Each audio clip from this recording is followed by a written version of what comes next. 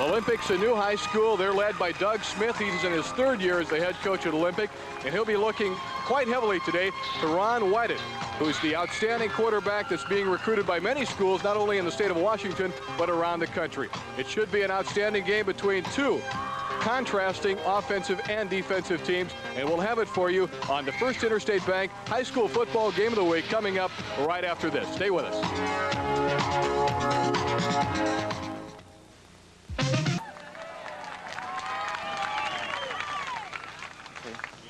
No.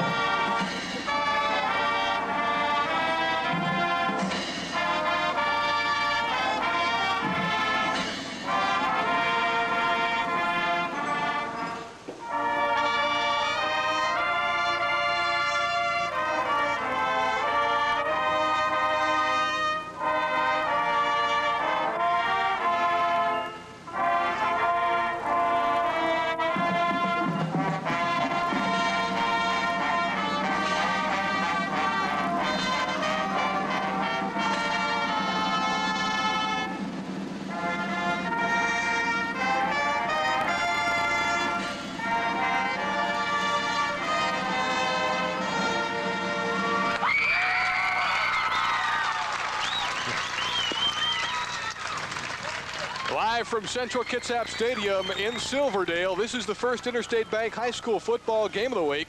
And we'll go now right down to the field for the coin toss between the captains and meet the officials. Friends of the First Interstate Bank. Okay. Thank you for your help, Gene. Thank you. Hi, Gene. Captain, I'm Bill Morrison. I'll be your referee. How are you, Captain? It's nice to see you. Come on, guys. Gentlemen, please introduce yourself. Gentlemen, this is Jean Bishop, and she's from First Interstate Bank, and she's going to do the coin toss. The first thing that I would like to do is I'd like to introduce your other officials today. The other officials today are going to be your head linesman, Doug Lott, your field judge, Jim Rye, and Mr. Dexter is going to be your umpire. Good luck, guys. Okay? Now, what's going to happen, gentlemen, is I'm going to ask number 70 to call this in the air. If Jean drops it, we'll flip it again. Heads or tails. This is a flipping coin.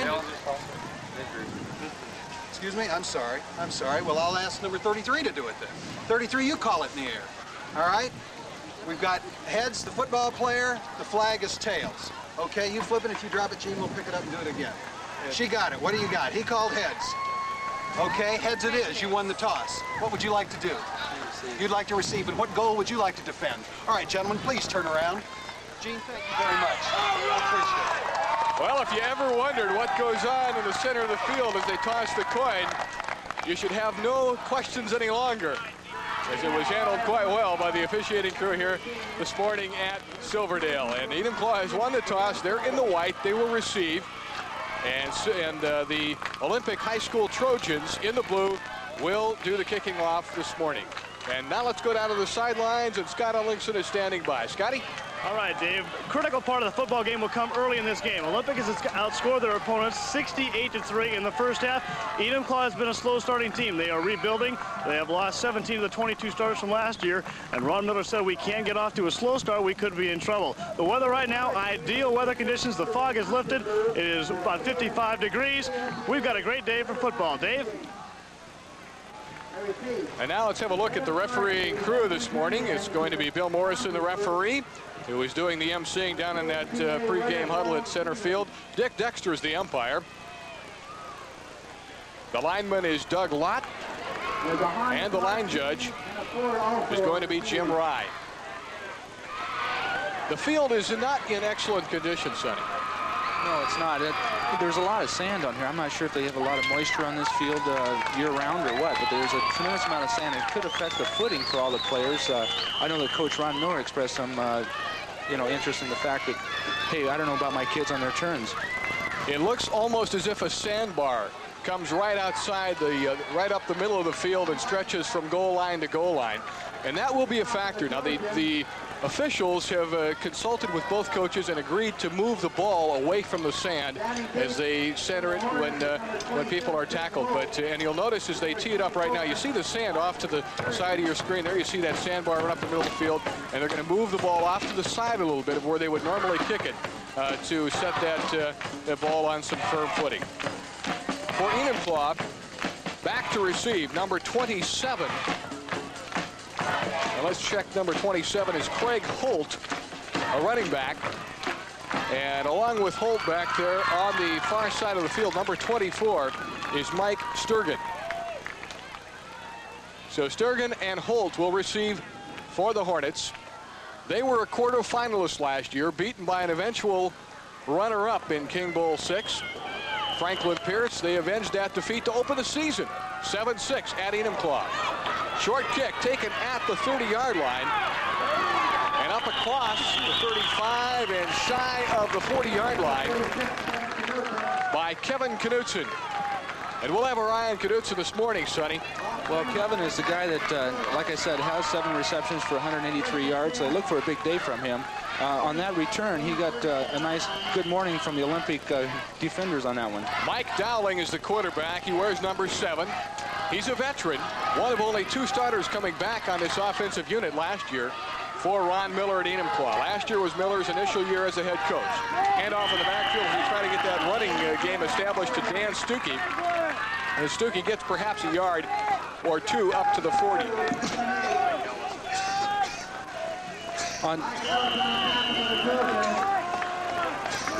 The Olympic head coach, Doug Smith, mentioned to me that the key to his team really is the defensive line play.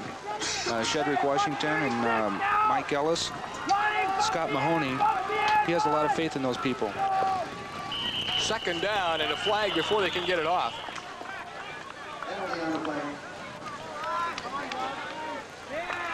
Sonny, from our vantage this morning, it's going to be hard to read the scoreboard because the sun coming across Puget Sound, and we sit just off to the west side of Puget Sound, is reflecting right off the scoreboard. It's going to be very difficult to read what the time remaining is.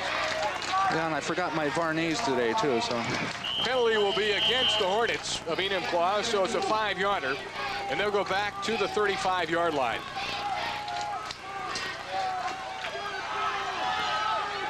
Second down and 13. Dowling on the year, 7 of 27. Another offside. And this young Hornet team. Well, Tom Bergstrom got a little quick start that time. He was already 3 yards downfield. You know, one thing that's really interesting in this game, Dave, is that the starting quarterback, Ron Whited, for Olympic, also plays defensive end, number 12. You don't see that very often.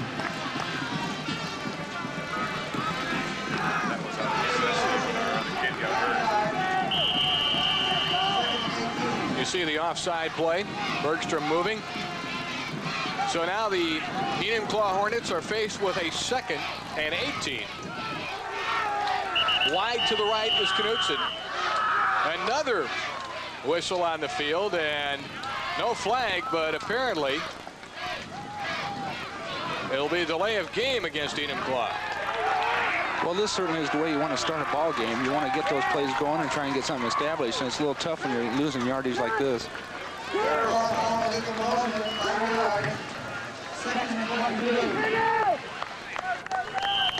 Illegal motion to call.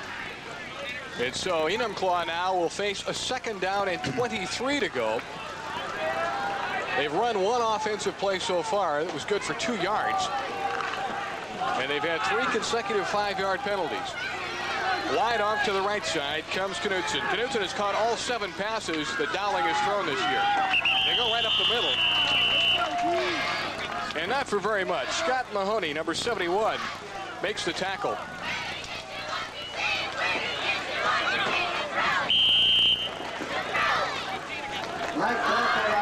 Belcourt was the ball carrier. Mike Belcourt, who's listed actually is the number 3 fullback behind Dane Stuckey and Craig Holt, carrying the ball that time. Gain of 3. Dowling to throw. Oh, almost picked off at midfield. In intended for number 24 of Enumclaw, and it was knocked away by Paul Bittinger. Mike Sturgeon was the intended receiver.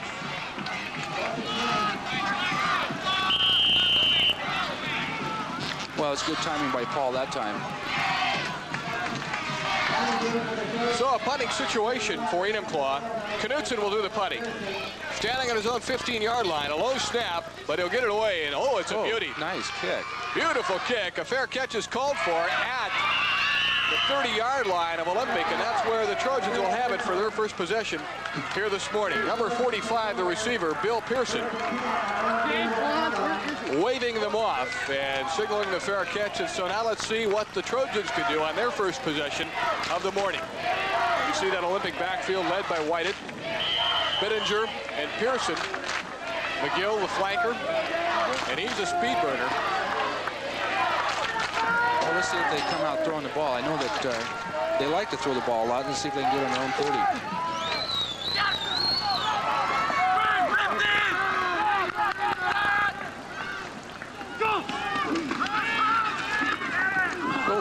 Intended right across the middle for McGill.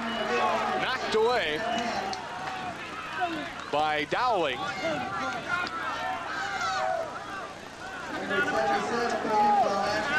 Well, that's probably a pretty good indication of what's going to happen today, Dave. Throwing on first down in the first offensive set.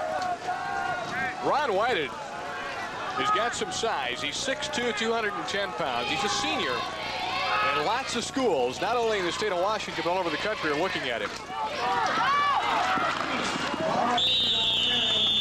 Bittinger trying to sweep to the left side. Knocked away by Robert Whalen. Make it Robert Wallen. Wallen.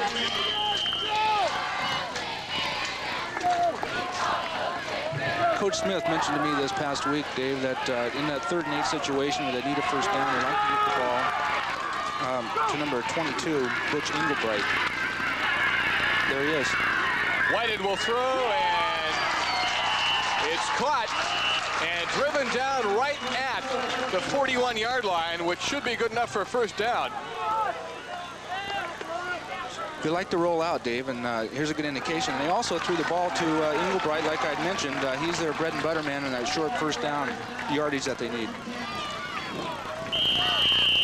So Whited uncorks one to Engelbright, and there's a first down for the Trojans on their own 41-yard line. No score. We're just underway in the first period. Live from Silverdale, Central Kitsap Stadium. It's Enumclaw and Olympic High School. A nice hole opening up for Bill Pearson, who squirts his way across the 45 to the 46-yard line, a gain of about 5, while Wallen brings him down. Here's a look at Doug Smith in his 3rd year at the helm of Olympic High School. This school is only 5 years old. And they've done a tremendous job this year. They're ranked number 2 in AA ball in Washington. And they could move up with a win today because the number 1 team was beaten last night. There's a bread and butter man right there going for the first down. Engelbright across midfield and in Enumclaw territory. He'll be down at the 47. Jeff Hoyland up to make the tackle. Drive him away. Another first down for Olympic. We sit atop the Olympic Riddick section. Across the field from us, the Enumclaw bench and a large contingent of Enumclaw followers who got up rather early this morning to come out here to Silverdale. Oh, that's a Whited. Intended for Engelbright, overthrew him by about 5 yards. On the coverage, number 48 for Enumclaw is Hoyland again. There you get a look at Whited's stats. Coming into this game, not bad. It's a great start. You know, it's always a little more difficult to throw going to your left for some reason, and that one he got a little bit more oomph on it, and of course overthrew the receiver by about 5 yards. We should mention Steve Fagal, who is one of the highly touted running backs in the state coming into this year. Injured a leg and is out for the season. Oh, nice run. Bittinger. Paul Bittinger finally brought down by Craig Holt. You get another look at it here. There you see McGill in motion. And now watch the handoff to Bittinger. Nice block there by Pearson.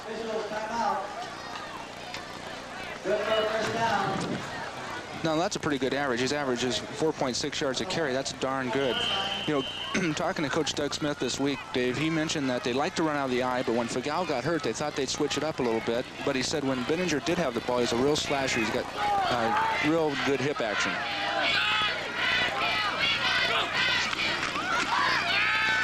Wide to throw. Wide open. Oh, interference. And he knew it. Number 27, Craig Holt, knew it right away. So it'll be first down for the Trojans on the Enumclaw 20-yard line. This drive beginning back on the 30 of Olympic.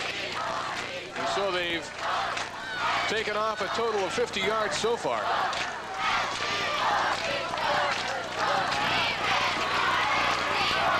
The ball right inside the 20.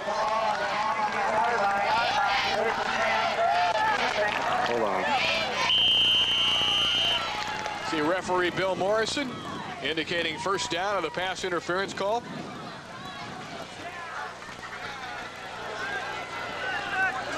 As they get in close, Paul Bittinger has scored a total of 9 touchdowns this year, number 33. Watch him. 5 on the ground and 4 in the air. They go to Pearson on the ground, sweeping left, and Pearson is gang tackled inside the 20 at the 17. Pearson has pretty good power, as you can see on that play, Dave, and we have a player down, it looks like.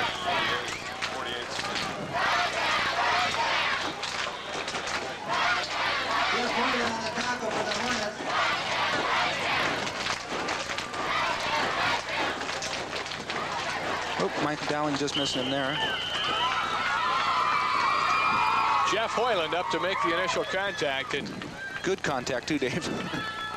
he got some help by Ken Fallon, number 8. Going out wide to the right, Engelbright. The tight end in close on the left side is number 80, Gordy Wood. The backs are out of the eye. Whited to throw. Sprints it out of the backfield to Bittinger. Bittinger at the 10, the 5. Down. He's got the touchdown. That was a great effort by Bittinger that time, Dave. Paul Bittinger.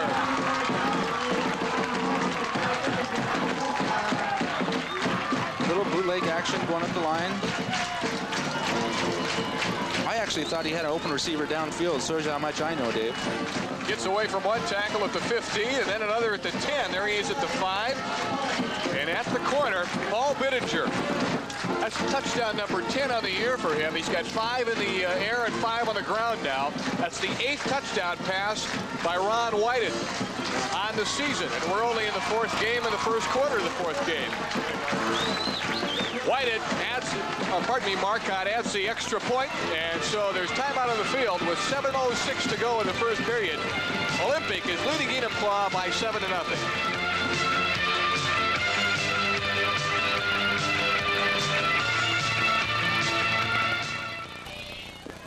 Back at Enumclaw, or back at Olympic at Central Kitsap Stadium.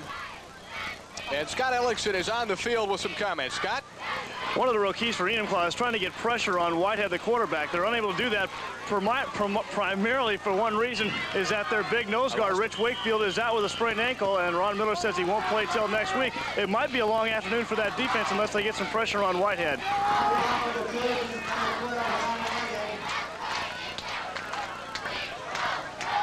Kicking off will be Ron Whited. Whited, the quarterback, plays on the defensive line and does lots of things. And he also is a wrestler during the winter season. And a pretty good student, I understand, as well. I understand he's got a 3.8. That's pretty darn good. Knudsen. Oh, at the 30, and coming back inside the 30, down about the 29-yard line. John Blas making the tackle, number 44. I'm not sure what Kevin was doing on this. I didn't see a wall set up on that side. He should have just taken the ball and gotten as much yardage as he could straight up the field.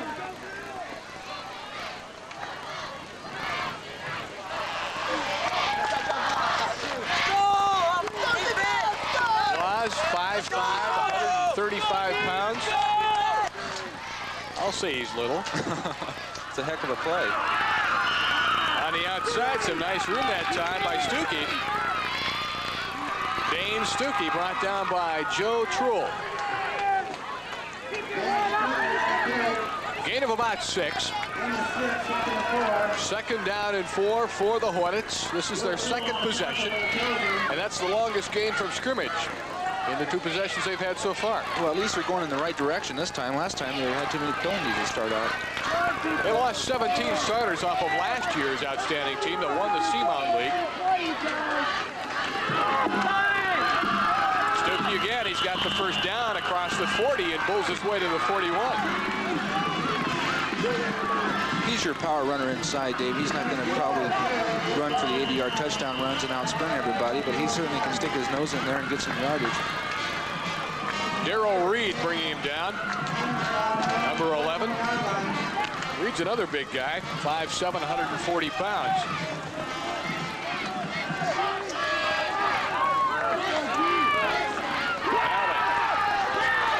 Allen gets it away, incomplete. Out of the backfield, intended for Hoyland. And Engelbright is there to knock it away.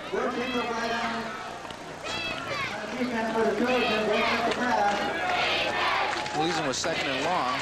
That's always a tough call to make, Dave. You never know what to do with 2nd and 10 yards to go.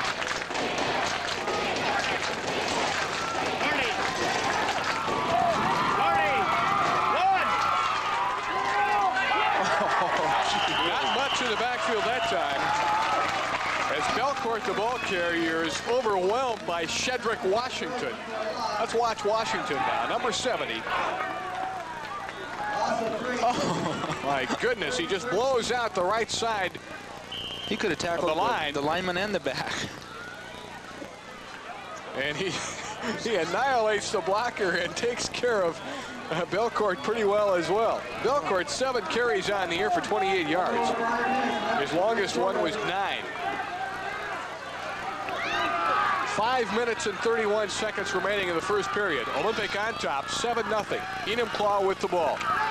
Dowling on a bootleg. Nice move across the 45, but not enough for the first down as he's at the 46. Tom McGill brings him down. But Dowling needed 5 more for the first down. So Enumclaw facing a 4th and 5. This is a scrappy Enumclaw team, Sonny. They were beaten up and down the field statistically by Franklin Pierce in the opener, but they won it 7-6. I talked to someone who watched that ball game and said it could have just as well been 28-0, but they just hung on and were opportunistic and won it. Well, when you lose that many starters off last year's team, you got to be a little scrappy. A good Enumclaw roll, and the ball will be down finally at the 10-yard line of Olympic. So another nice punt by Knudsen. Knudsen, an all-around outstanding athlete. And we're going to go to a break. We're still in the first period with Enumclaw trailing by a score of 7-0. We'll be back with more right after this.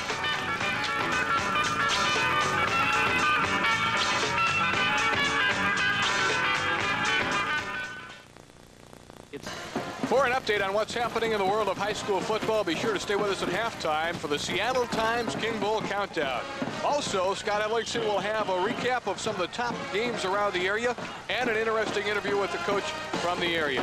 King Bowl Countdown at halftime brought to you by the Seattle Times. Remember the Times for news that you can't get anywhere else. Olympic High with the ball on their own 10-yard line. Their second possession. And a false start is the indication on the line. So 5 yards back to the Olympic 5, and that's where it'll be 1st and 15. And so the Trojans backing themselves into a hole on the outstanding punt by Knudsen. And now a false start penalty with 5:07 to go here in the first period. They're on top 7-0.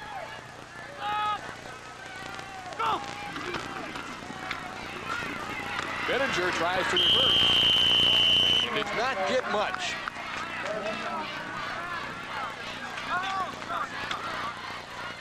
Ken Fallon brings him down.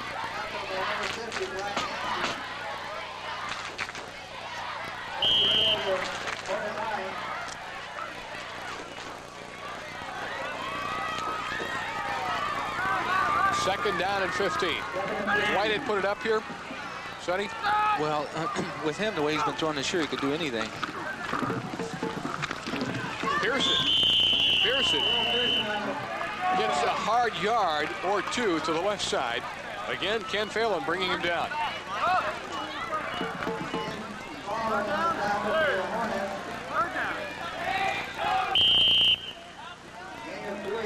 It'll be a, well, they're going to give him a gain of 3 on the play. It'll be a 3rd down now. Make it a long 12 for Olympic. The ball is just across the 7-yard line. Oh, there's away and picked off by Knudsen. He's down inside the 5-yard line, down at about the 2 or the 1, Kevin Knudsen. And there's that opportunistic Enumclaw team again, Sonny. Well, one thing you want to do, Dave, is there he get the is, ball number 36. Get the ball on the outside rather than trying to force it in the middle where there's too much congestion. Oh, it hit right. Get in there, Dave. Look at that. My goodness. Well, they're trying to hit Gordy Wood over the middle. Enumclaw on the Olympic 1. And into the end zone is Stuckey. Is that what you mean by being scrappy this year, Dave? Boy, I guess so. Dane Stuckey, a senior, gets his 3rd touchdown of the year. He's carried it about 42 times on the year so far. And an important 1-yard run. And the opportunistic Enumclaw Hornets are on the scoreboard. They trail 7-6, but they'll try the point after now. And it'll be Gunderson, Rob Gunderson, number 40, attempting the kick. Dowling does the holding. There's the placement. The kick is up. It's got the distance, and it's no good to the right. No. And so wide to the right. And Enumclaw on the fumble, on the pass interception and the ensuing run in by Stuckey gets on the scoreboard. They trail 7-6 with 3:33 to go here in the first period. On the sideline, let's go down to Scott Ellingson. Scotty? Dave and Sonny and our listening audience and viewing audience, that's the first points that Enumclaw has scored this season in the first quarter, and it's got to be a big momentum shifter for them. And for Olympic, they got to wonder what's going on. Whitehead had the ball knocked out of his hand and arm and throwing down there in his own territory inside his own 15. Probably not the smartest move in the world, and we'll see how Olympic bounces back from that. That's the first time they've been scored on in the first quarter as well. Dave? Thank you, Scott. We may as well tell the viewers this morning that as far as Enumclaw has gone, they have scored a total of 5 touchdowns on the year coming into this game, and 2 of those have been one by special teams and another on a fumble recovery. And now they have the 1-yard scoring drive on the pass interception, so they continue that opportunistic mode that Rod Miller has got to be very pleased with, Sonny. That's right, especially to get a score in the first quarter like Scott was mentioning.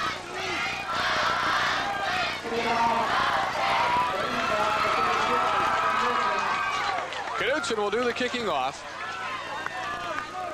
Kevin does the pass catching, does the intercepting, does the punting, and does the kicking off. He also was, I understand, the MVP in their basketball league last year. He is an outstanding basketball player in his own right. In the Seamount League. Taken by Pearson, and Pearson on the short kick will come up across the 30 and be down at the 34-yard line. Mike Belcourt brings him down. Well, Pearson didn't get fancy on this run, Dave. He just lowered his shoulder and went right into him. Took him to his 25. There he goes. Hello. The ball just short of the 35-yard line. A little bit more maneuvering room here for Ron Whited. Get up, Cole! There's a flag on the field. Bittinger gets a few hard yards up to the middle. Robert Wallen, number 61, brings him down, but holding is going to be the penalty against Olympic High. So Bittinger's run will be brought back. Bittinger on the year has carried the ball 35 times coming into this morning's ball game. His longest run is 27 yards. He gained a total of 177 on the ground in the first 3 Trojan ball games.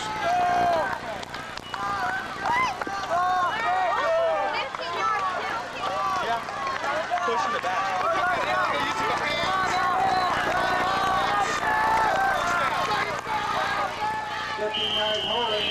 Hey, you see the illegal use of hands, the call. What happened to the scoreboard all of a sudden, Sonny? We can see it. Somebody said, let there be light. Is that due to the clouds, or they turn the lights on finally? First down at 25 at the 20.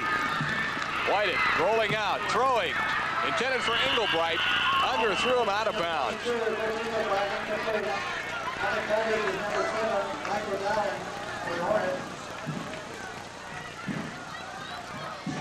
Well, a couple of teams we'd seen earlier this year, Sonny, showed down in Memorial Stadium last night.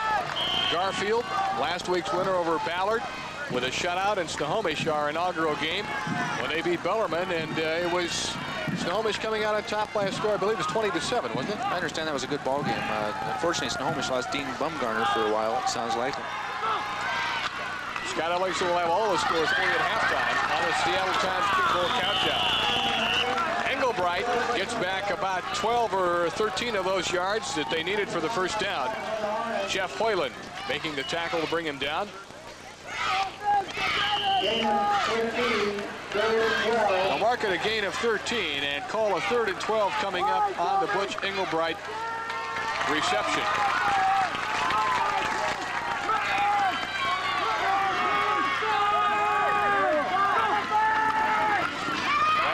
Oh, knocked away and intercepted. They say he trapped it. It's incomplete.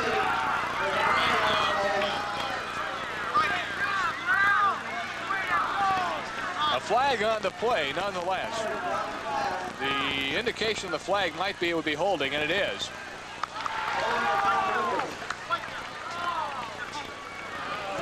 Oh, what do you do, Dave? You take the penalty. I'd refuse and let him punt. Now they're looking off to the sideline to Coach Miller. They're not going to take it. They want the ball. I don't blame him. Ron Miller indicated part of the game plan was to put pressure on Whited, and they've done it so far, Sonny, in this closing moments of the first period. Well, you want to get the pressure on the outside because Olympic does like to roll, as we've noticed in the game so far, and try and prevent that long pass, which they've done so far. Interesting point here is that Steve Fagau, who's injured, is their normal snapper on punts. Let's see how the snapper is. Whited, I don't know how he missed it. He gets it away. It's a low one. It bounces at the 40 and out of bounds at about the 33 of Enumclaw. And so the Hornets will have it there, 1st and 10, with 1:58 remaining. Well, I don't understand how they missed blocking that punt, Dave. They were all back there.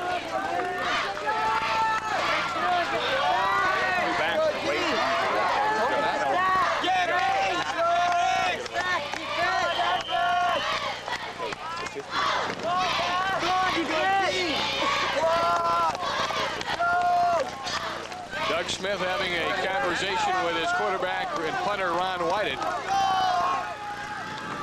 Enumclaw will have it on their own 33. Fumble. Highland.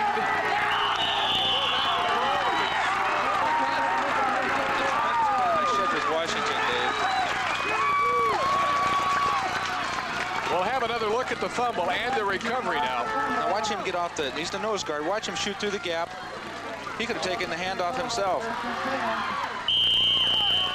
And Sonny, as you said so many times, a dominating player at the line can make such a big difference in high school football. And that appears what there is to be in Shedrick, Washington. Well, particularly in that 52 defense, you need somebody that's real strong, that's got good quickness at the nose guard and create problems, and he certainly has today. Bittinger. And another flag in the Olympic backfield. Might be another holding call, Dave. Oh. It'll be a clip against Olympic.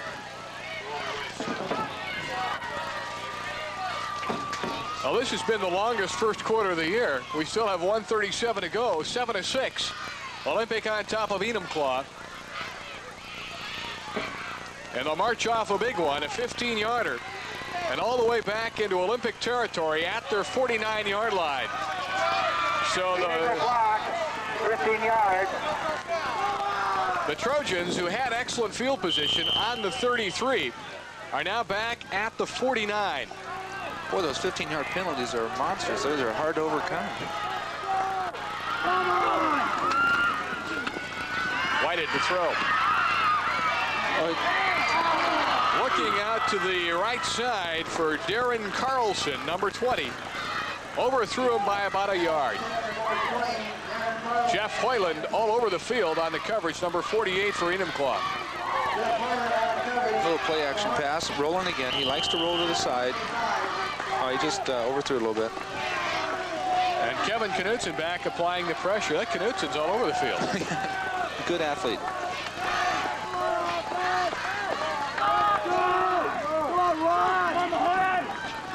Whited again. Dumps it out to Bittinger. Oh, nice and play Paul by is Knutson. not going anywhere this time. As a matter of fact, he's going to be dropped for about a 2-yard loss.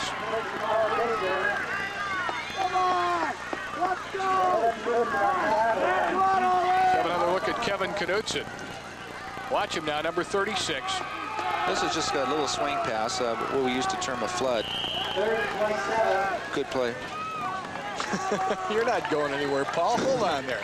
Let's get acquainted.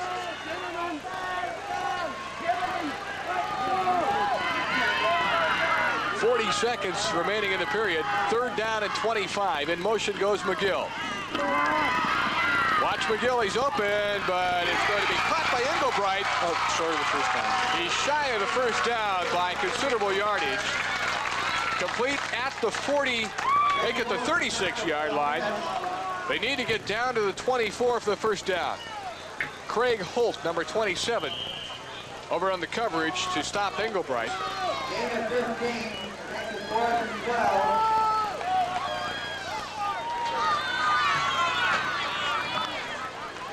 And the clock will wind down the closing moments of the first period. And so with the score after period 1, Olympic 7, Enumclaw 6.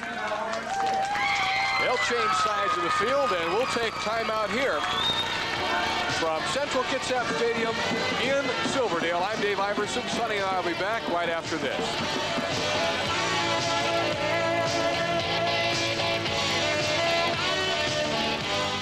Olympics ball. They're going to go for it on 4th down and 12. Whited. As we start the second period, he has Engelbright, and it's a reception, but he's going to be awfully close to the first down. He needs a 24, and they'll have a measurement here more than likely, as Jeff Hoyland was on the coverage. He'll bring the chains across. Watch Whited now as he sprints out to the right side. Gets it away. Ball traveled about 20 yards in the air. Shows you the strength he's got in that arm. He really threw it off balance, leaning a little bit back, but tremendous strength in his arm. Well, I think they made it, Dave.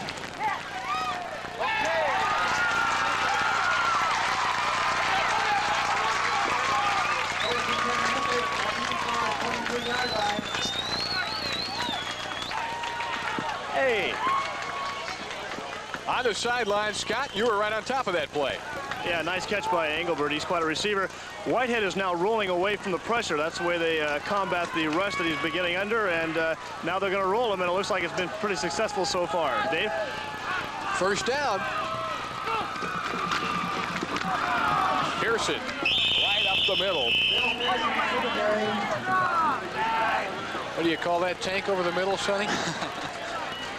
Well, he's not as big as the other tank we had last week, but they just do that to keep everything honest, Dave. They, I was talking to Coach Smith earlier in the week. He really wanted to throw the ball a lot today to try and keep the pressure off those running backs, especially since Fagau's out of the lineup.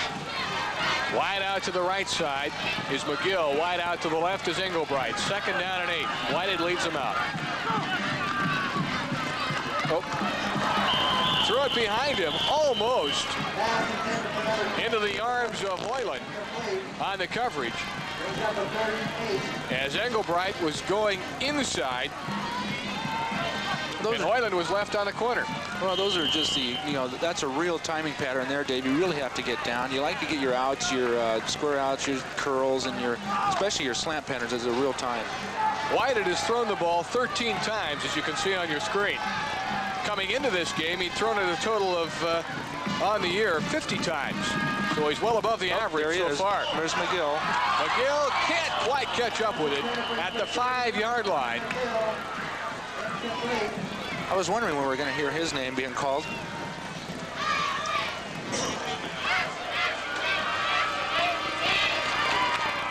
Couldn't see it, but the outside receiver goes down and does a slant pattern in, and McGill in the slot back does an out. McGill is a speed merchant. He burned one last week for 53 yards and a touchdown. 7 receptions on the year for 208 yards. That's quite a per catch average. Yeah, it is. There's time out of the field. Doug Smith talking it over with his quarterback, Ron Whitehead. Let's take a look at the field goal percentages. So far for Olympic, they've only attempted 1 and not made good on that. So I would doubt that from this position they would attempt a 40-yard field goal. No, talking to Coach Smith, Louis Marcotte, the kicker, has never played football before. In fact, he's a soccer player at this school, and so I think he's had 1 attempt, and Coach Smith said it wasn't a very good attempt. So I doubt we'll see that. Marcotte, an honor student, doing the place kicking for the first time. They're going to go for it. 4th and 8. I would look for Englebright. Whoop. Well, not too much finesse to that one, Sonny. Just a drop center.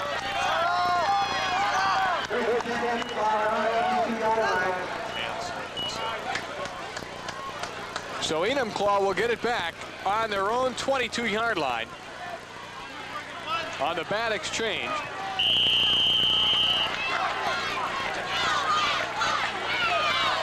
Olympic has the lion's share of the yardage in this contest so far, but they only have a 1-point edge on the Enumclaw Hornets. Will take over here 1st and 10 on their own 22.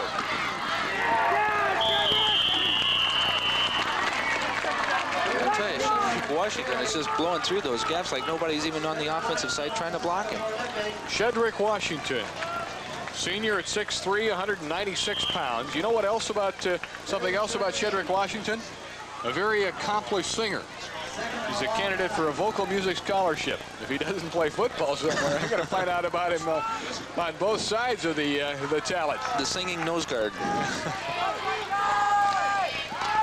Oh, nice hit.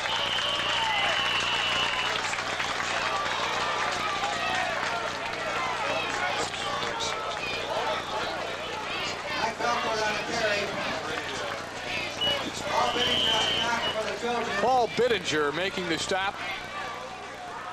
Virtually no gain on the play for Enumclaw. So 3rd and 10 coming up for the Hornets. We'll have to see if we can get our camera crew to get a shot of the Hornet mascot somewhere along the line. They're hidden behind the bench over there, but they're quite interesting to look at. There's Knutson. Oh, what a catch. Dowling to Knutson, and Knutson has it for the 1st down, and then some at the 44-yard line.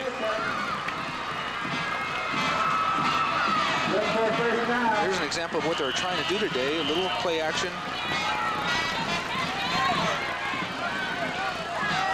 Dowling can throw the ball. He's thrown it every time this year successfully, that is, to Kevin Knutson, as he did there. That's what they want to do. Dowling again, looking out to Knutson. Knutson has it in midfield and into Trojan territory and out of bounds at the 47-yard line. Knocked out there by number 11, Darrell Reed. Well, Dave, again, we have a good target in the wide receiver for about third time this year. Kevin Knutson stands 6'4", so he's a pretty good target to throw to, and he's got excellent speed also. Only a junior. Most valuable player in basketball last year in the Seamount League. Well, they know something about basketball at Olympic High School as well. The defending AA champions. Bottled up in the backfield is Hoyland. And Hoyland will be dropped for a loss of about a couple of yards.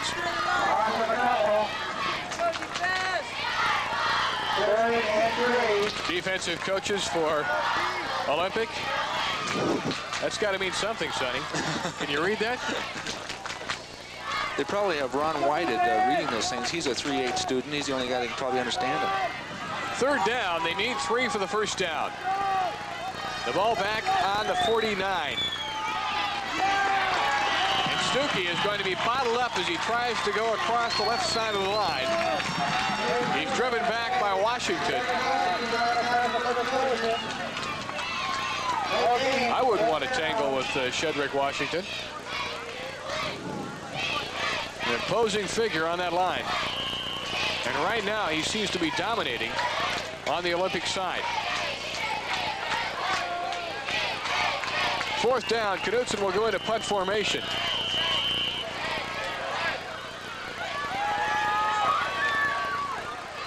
Knutson's toe at this point in the ball game has been a real factor. He's had 2 outstanding punts.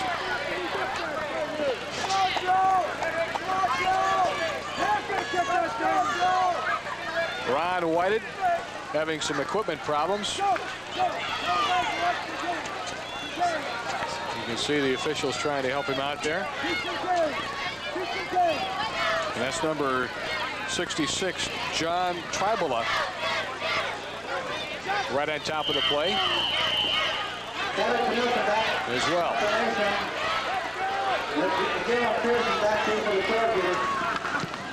Knutson, it's an end over end away, and it'll bounce at the 20 and be down at the 20-yard line by number 64 of Enumclaw, Todd Eckwas. And so with timeout on the field, 7:28 to go in the half, the score remaining, Olympic 7, Enumclaw 6.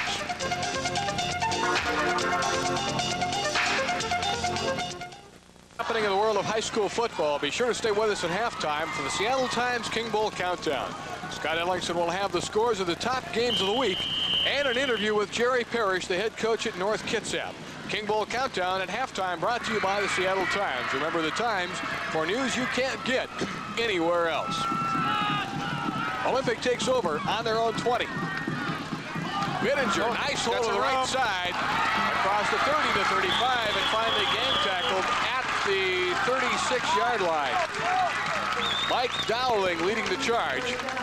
Getting some help by Craig Holt, number 27.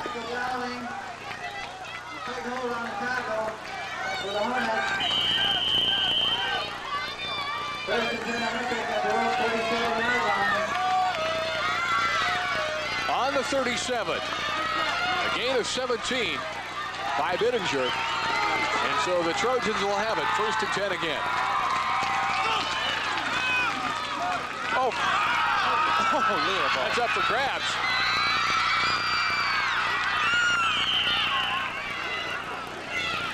And he'll unpile it. Let's see who's got it. It's Enumclaw. There's another break. Leading the charge for Enumclaw is Robert Wallen, number 61.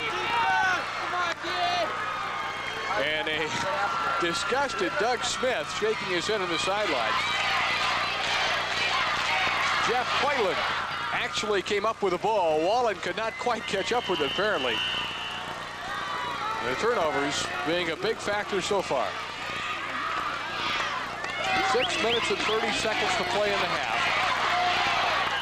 Good ball game, Sonny. Oh, it's great. Some good hitting going on today, and get a chance to see some ball players I've read about in the paper and heard from other people, and they're certainly good athletes. Enumclaw will take a timeout. Ron Miller comes on the field. I asked Coach Smith the other day, you know, because he did a little bit of college coaching, and why he likes this high school stuff, and he just really likes the idea that these kids improve every week and they grow, and he gets to see them mature, and he likes the enthusiasm that they have.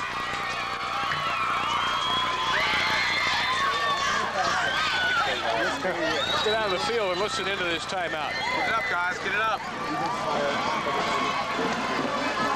Here's water.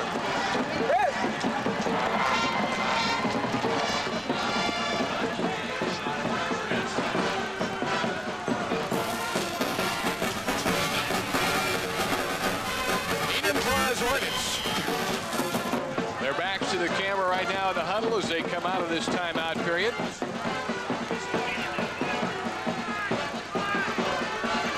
Mike Dowling, the senior quarterback, one of the returning starters. He only had 5 back off of last year's championship team. Intended for Knudsen, up for grabs, incomplete.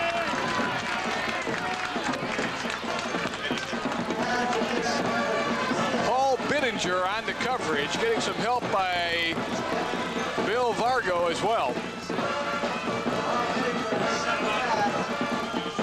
Good play action fake there.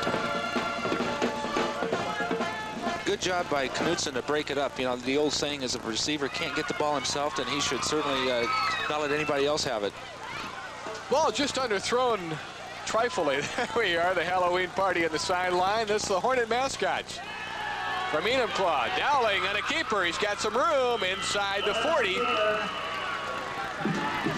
Bill Vargo making the tackle. Vargo at 5'5", 152 pounds, and Dowling is down on the sidelines right in front of the bench. Well, this could be a real blow. Talking to Coach Miller before the game, he mentioned that if Dowling went out, Knudsen might come in and play quarterback because, quite frankly, the sophomore quarterback might have some real shaky knees, and he's not real sure he'd put him in there. Knudsen is the quarterback, number 2 quarterback behind Dowling. And so, of course, that would take away the big target that Knudsen gives to the quarterback. On the other hand, I also asked Miller about that. Moving Knudsen to quarterback, what do you gain from that? He says he's got an awfully strong arm. And so as there's time out of the field, let's take a timeout here. 6:15 to go. We'll have more from Silverdale right after this.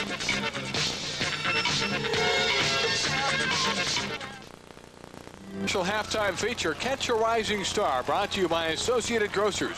Today we'll meet Richard Clark, a junior at Lakeside High School. He's turned his interest in computers into a very successful business. At halftime on Catch a Rising Star. And Mike Dowling is still down in front of the Enumclaw bench. And I would guess, Sonny, that we're not going to see Mike back out there in this half anyway. Well, that was an excellent hit by Vargo. He more or less a bulldog tackle, Dave, and he just kind of threw him down on the ground with his weight on top of him. They're looking at his neck or his shoulder. It could be a collarbone. Vargo's not that big a kid. Bill Vargo, only 5'5". He's a sophomore. 152 pounds, though. He was pretty aggressive on that tackle. So more than likely, Knudsen comes in to quarterback Enumclaw here. But more importantly, Mike Dowling, the senior quarterback, being attended to across the field now by the team doctor and the attending medics.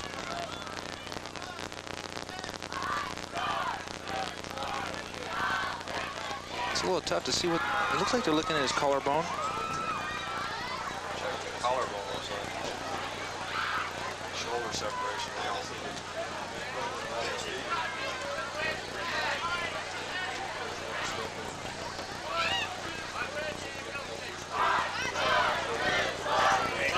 Enumclaw on the year under the leading of Mike Dowling is 2-1. They opened the season with a 7-6 win over Franklin Pierce, then dropped a close one to Peninsula by a score of 23-14.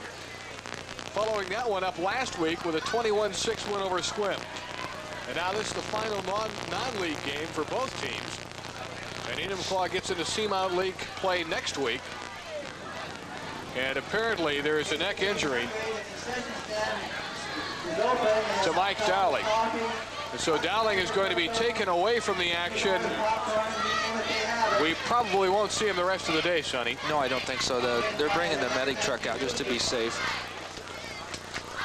Also, I'd like to remind you that the coach will be playing here next Friday night against the Twin Wolves.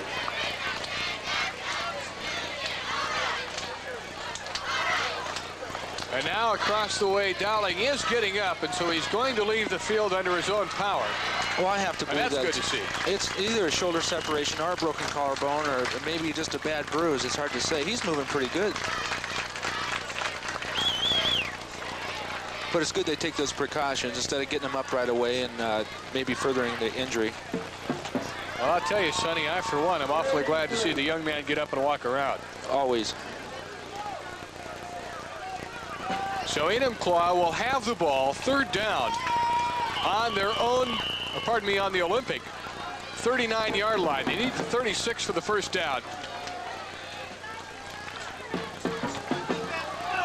Olympic with about a 2-to-1 edge in yards. And Knudsen, the quarterback, hands it off to Stuckey, and Stuckey gets close to that 36.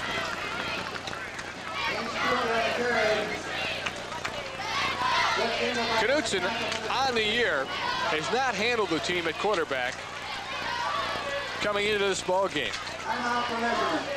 They're going to take time out here to measure and see if the Hornets have that first down.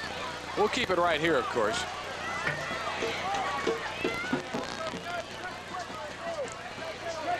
Short. Just short. As you can see, by inches, Bill Morrison indicating that the first down is just inches away for the Hornets.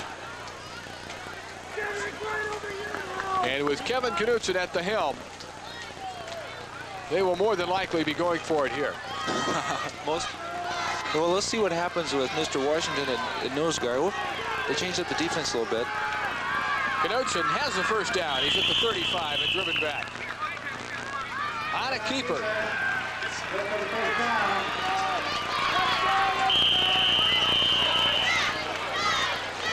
Enumclaw first down on the 35-yard line of Olympic.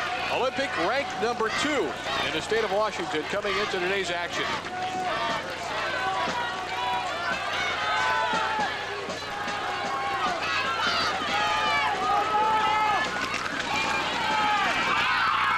Big hole. And Belcourt barrels through on the right side down to the 20-yard line. We'll have another look at it now. Watch Belcourt. Almost a bad handoff, too.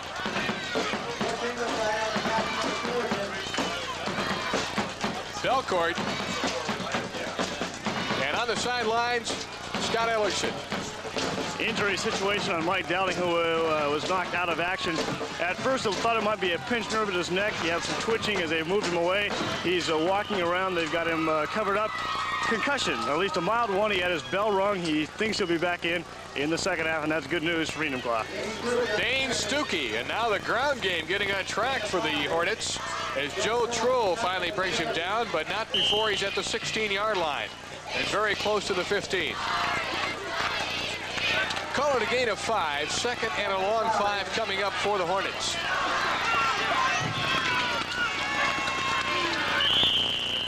Handoff this time right up the middle, and again Belcourt. And Belcourt is down inside the 15, down to the 10. Not enough for the first down, but very close. Bill Pearson making the stop.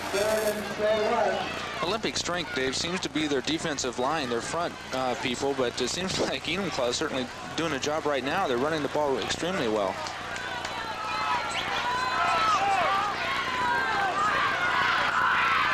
Third down and 1, and on a keeper, Kevin Knudsen has more than enough for the first down, it would appear from here. down to the 8-yard line. It is a 1st and goal for the Hornets. Doug Rowine finally bringing him down, but with Knutson calling the signals right now, Enumclaw's on a roll, Sonny. Oh, they're moving the ball extremely well and doing what they, I'm not sure if Mr. Knutson can throw the ball that much. They certainly haven't thrown the ball since he's been in there. Ron Miller says he's a very strong arm. We'll see right now. Oh, touchdown. Touchdown, Enumclaw. Number 84 is Jesse Nash. Nash, a sophomore at 5'11". He doesn't even show up in the 3 deeps.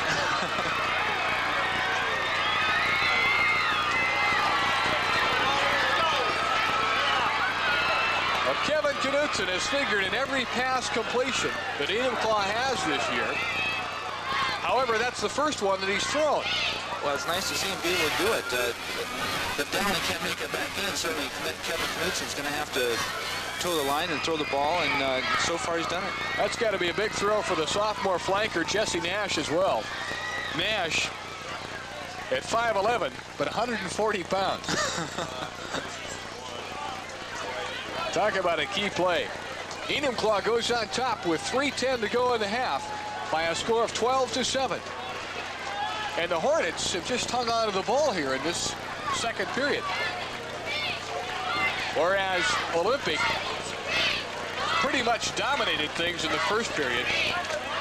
The Hornets have had control here in the second period. Watch the pass again now. Sprinting out to the right side. All alone is Nash. Manager way up on the play. Jesse Nash really excited on that catch. I don't blame him. Enumclaw is going to go for the 2 as they missed on the placement kick earlier. Knutson to throw again, knocked away, incomplete. Getting a hand on it to knock it away is Pat Higgins, but it was thrown wide anyway. So there's timeout with a score. Olympic on top of Enumclaw by 12-7. We'll keep it right here.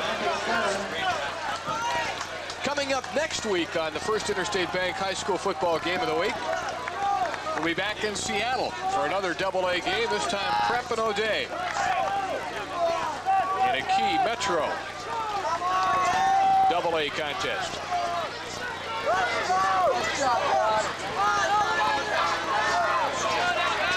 There you see it on your screen. Seattle Prep and O'Day High School. Always a good one when those two get together. Consult your listings for the time. You know it's on Cairo Channel 7. Return now. Make sure he kicks it deep. There's Ron Whited. Scoring drive consuming 46 yards in 8 plays. Capped off by the 9-yard pass from Knutson to Nash. A squib kick is going to be taken at the 25 by Pearson at the 30 and down across the field at the 32-yard line. Robert Wallen brings him down. Sonny, this Olympic team, with their back to the wall now in the sense of being down by a little less than a touchdown, what do they do? Well, I think we're going to see one player we haven't seen all day, and that's Mr. McGill, number 31. Guarantee he'll try and get the ball to him. Englebright has it at the 44, and that's where he'll be stopped. Well, as I mentioned earlier, Englebright's a good intermediate receiver, the guy that can run the out, guy that can get the first down. Watch it again as Rob Gunderson, number 40, will come up to make the hit on Englebright. Good but protection. Not before the first down. What forced him to be open was McGill taking the deep corner with him on his route. There's Englebright again. From the right to the left. Jeff Hoyland hitting him out of bounds. Right in front of the Enumclaw bench, and the flag there at the feet of Ron Miller.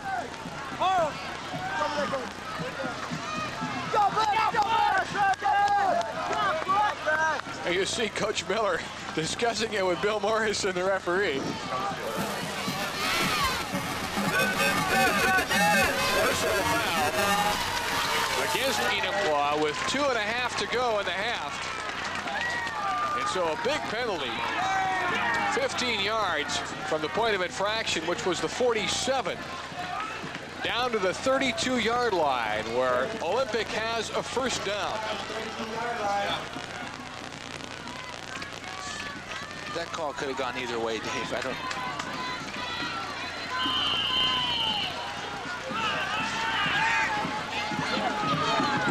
Ron White at the quarterback. Across the middle, a tight end, wide open at the 15, the 10, touchdown. Gordy Wood, the tight end, wide open across the middle.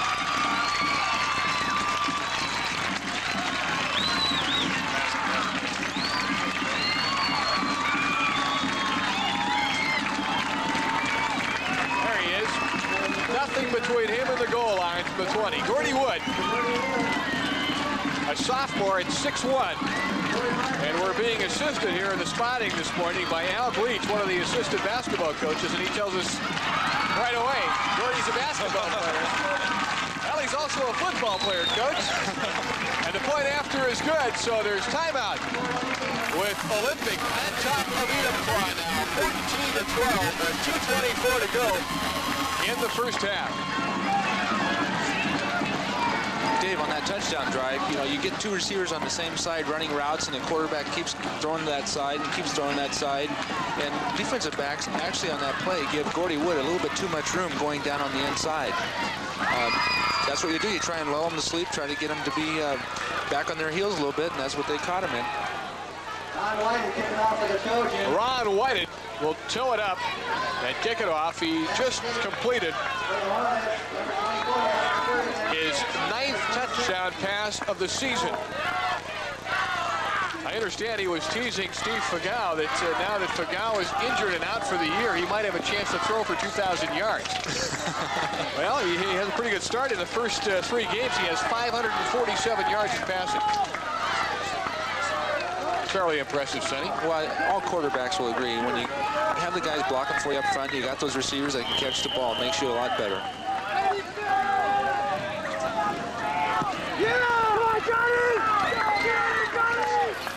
Another split kick. 25 to 30 and out of bounds across the 30 and a flag on the play there. Maybe a clip on that one. Craig Holt returning the ball, number 27. Let's watch now the officials as they discuss it and give us the indication it is a clip against Enumclaw. You want to officiate or call the game, Sonny? I called that one, Dave.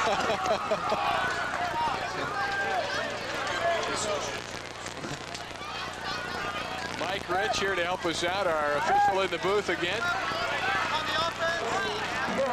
He's trying to recruit Sonny right now. I tell you, Dave, it's really nice having Mike up here, too. There's a lot of rule changes and a lot of different calls to be made from this in college and pro, so it's really nice having him here. It's even better when he can get here on time. The ferry's not running every half hour this morning, Mike. Stookie, the ball carrier. Doug Rowine brings him down, number 35. This has been a long half. 2 minutes to go in the first half. Enumclaw with the ball. They trail Olympic by 14-12. Mike Dowling, the starting quarterback for the Hornets, is sidelined with a mild concussion. Kevin Knutson calling the signals. Stookie this time doesn't get anything as he's hit behind the line of scrimmage. Shedrick Washington with some help by Ron White to make the stop. So a loss of about a yard in the play. It'll be 3rd and 2 now. And timeout is taken by Olympic with 1:28 to go in the half.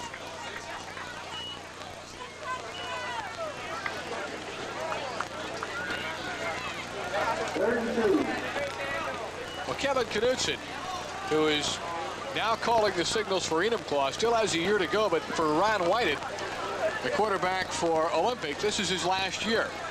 And we're told that not only is Washington and Washington State and Arizona State and all the Big Sky schools interested in young Mr. Whited, but also the service academies, and Penn State was here this past week. Let's go! Go! It's quite a list. Come on, you guys, let's go!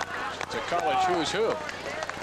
I think it's great that those major colleges can get out and see some kids in the AA. You always think that every good player in the country comes out of the big programs, but it's a real tribute to Olympic High School. Well, the AA schools are doing themselves quite proud this year.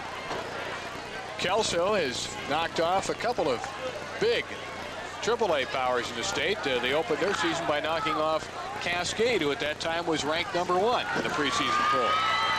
I see Cascade coming back to win last time. And that gives us a chance to remind you again, Scott Ellingson will have all those scores for you coming up on King Bull Countdown at halftime. Stay with us as Enumclaw comes out. 3rd down and 2.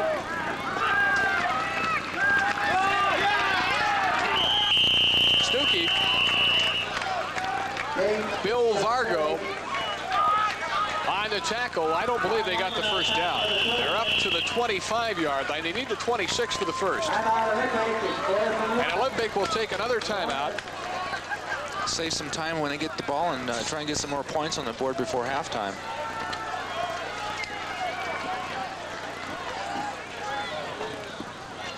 Kevin Knutson will drop back to punt.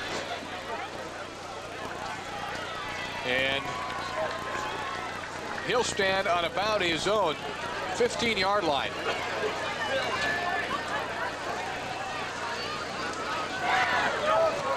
Olympic still talking things over with their defensive coordinator.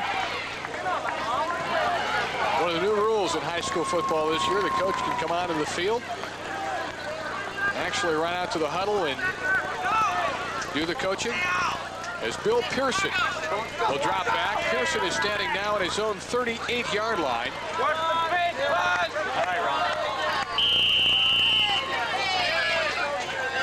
Some moms in the stands today.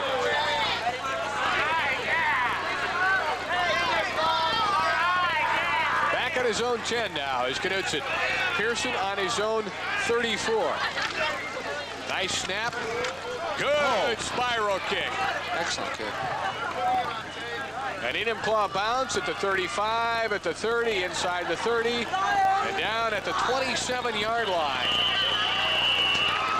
Good hang time, a good spiral, and just an all-around good kick by Kevin Knutson. 1 minute and 1 second remaining in the half. Olympic will get the ball for one more try.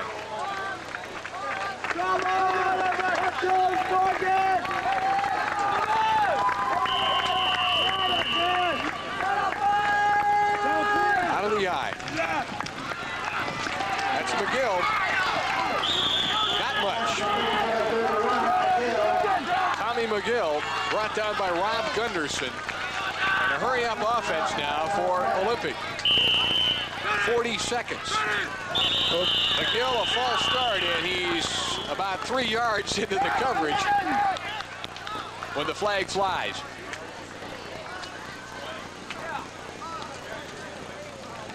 Well, they've got 38 seconds, Dave. Not a real costly error. They just stopped the clock, and they probably would have thrown it out anyway to stop the clock. I think so. 38 seconds. We're starting.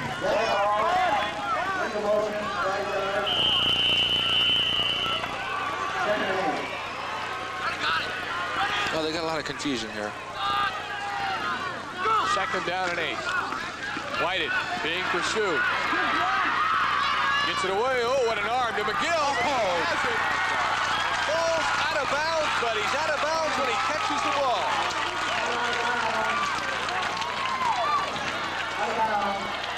Look at this arm on Whited. Boy, that's a strong arm. I can't believe it. There's the roll. Rolling out Good help there. at the 25. He gets it away. The ball is all the way down to the 37. Very close. Very close.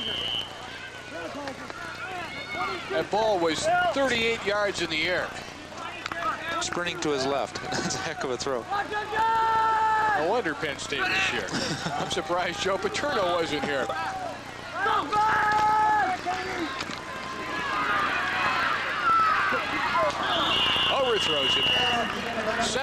seconds remaining and a 4th down coming up now for Olympic. So an interesting situation, Sonny, an incompletion. Do they kick it away? Well, if it was me, I'd punt the ball.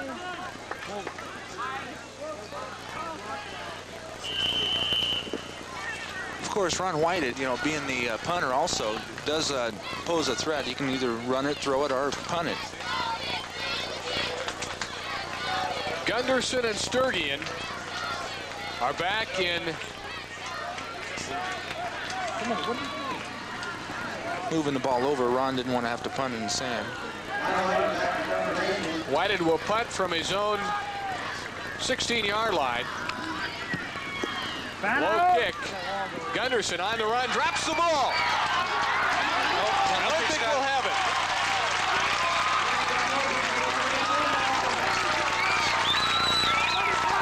Gunderson on the run, trying to go right up the middle, and he dropped the ball. Mike McCorkle will make the recovery. There you go. Got a good start, but he forgot one thing. They got to have the ball. Whited. Oh, he's hit. And that will be the end of the half, as Olympic will take a 2-point margin into the dressing room with them. They're on top of Enumclaw by a score of 14-12. It's been a great ball game so far, Sonny. And on the sideline with Doug Smith, here's Scott Ellingson. All right, Dave. Doug, interesting first half. You offensively, you looked at times the world's best team, and other times a little shaky. What about the exchanges? The problem there in the holding on the offensive line. Well, penalties hurt us in the first quarter there, no doubt. We did a good job putting ourselves in the hole and turning the ball over too. Those things we've got to clear up. I think we're squared away. They've got a big line. They are a physical team, and maybe our guys were trying to compensate by holding a little bit. I hope we can get away this next half with a little more mix and the run and the pass and keep them off balance. When you're in a hole like that, they're coming, they're teeing off. So you get caught, I guess. I don't know. All right, Doug, we'll see you in the second half. All right, Doug Smith of Olympic High School and his Trojans lead Enumclaw by a score of 14-12. We'll be back with halftime activities from Silverdale in just a moment. Central Kitsap High School field with a score Olympic High School 14, Enumclaw 12. I'm Dave Iverson. With me is Sonny Sixkiller. And the First Interstate Bank High School Football Game of the Week is proudly brought to you today by Associated Grocers, where they take a closer look at quality for you. By the Dairy Farmers of Washington, to remind you that milk adds fuel to meals. By Godfather's Pizza. There's nobody's pizza like Godfather's Pizza. By Uddenberg's Market Foods. Shop Uddenberg's Market Foods, located in Silverdale's Kitsap Place Mall. And by our title sponsor, First Interstate Bank of Washington. First Interstate Bank is looking ahead. Sonny, we've had a good ball game. Excellent ball game. I think everybody that's watching the game can see Ron Whited, their quarterback for Olympic. He's a tremendous player and a tremendous student, but he's had a very fine day today. I don't think anyone would doubt that Olympic was a prohibitive favorite coming into this ball game, but a scrappy Enumclaw team has stuck right with them. They made a ball game out of it, and we should have a very interesting second half coming up. Well, Enumclaw, of course, getting a big break on the fumble on the 1-yard line, and then the drive off another turnover. You're right, they are opportunistic, and they've taken advantage of it.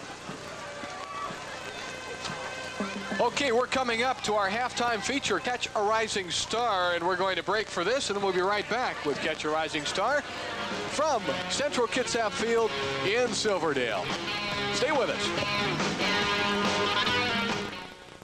Time now for our regular halftime feature, Catch a Rising Star. Let's join Steve Rabel and meet this week's Rising Star, 16-year-old Richard Beck, an up-and-coming computer mogul.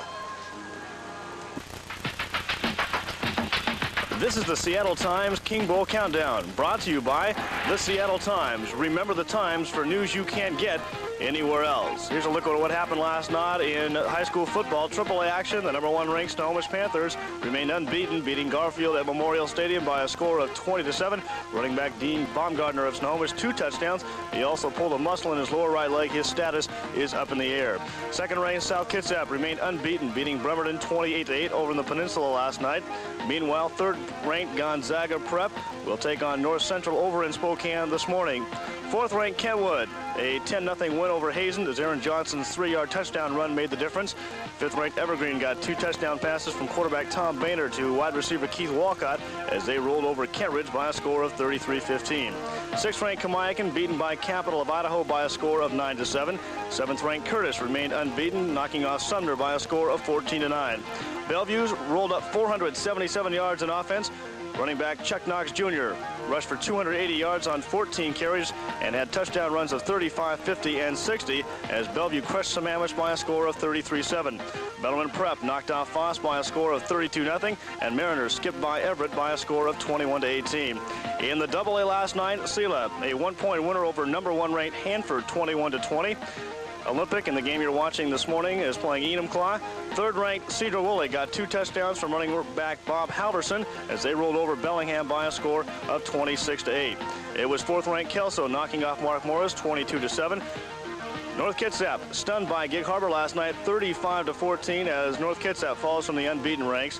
Ninth-ranked East Valley of Spokane beaten by 6th-ranked West Valley of Spokane 12-0. 7th-ranked Capital rolled to a 42-7 win over Elma. And finally, Washington upset 8th-ranked Port Angeles by a score of 9-7. I'll be back in a moment with head coach Jerry Parrish of North Kitsap, and we continue at halftime in just a moment.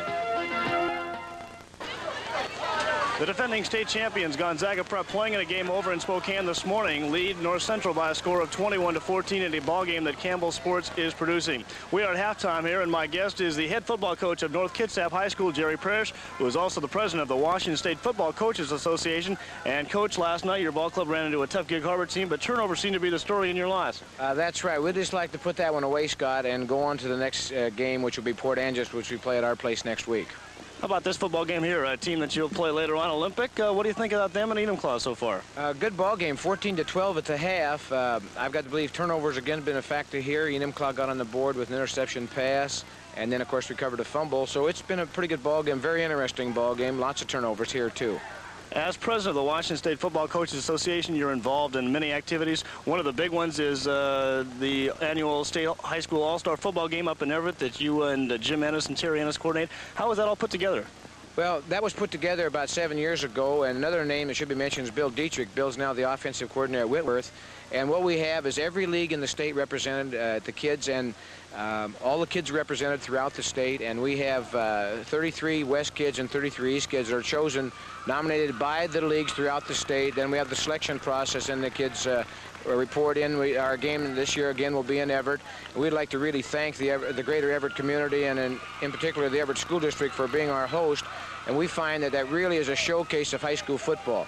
We have an opportunity to show off really good kids in the state, and we feel that there have been some really good ones. For instance, give you an example. Last year when the Huskies and the Cougars played, 26 kids who were suited up for the game were graduates of our All-Star game. So we really feel that we get the best that is in the state, and it's been my opportunity to coach a couple kids in the game, as well as some of the kids from Enumclaw.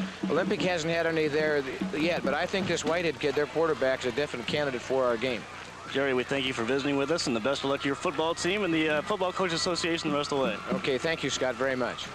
All right, Jerry Parrish, our guest. This Seattle Times King Bowl Countdown brought to you by the Seattle Times. For news you can't get anywhere else, we'll have more from Silverdale. We continue with our score, Olympic 14 and Enumclaw 12, in just a moment.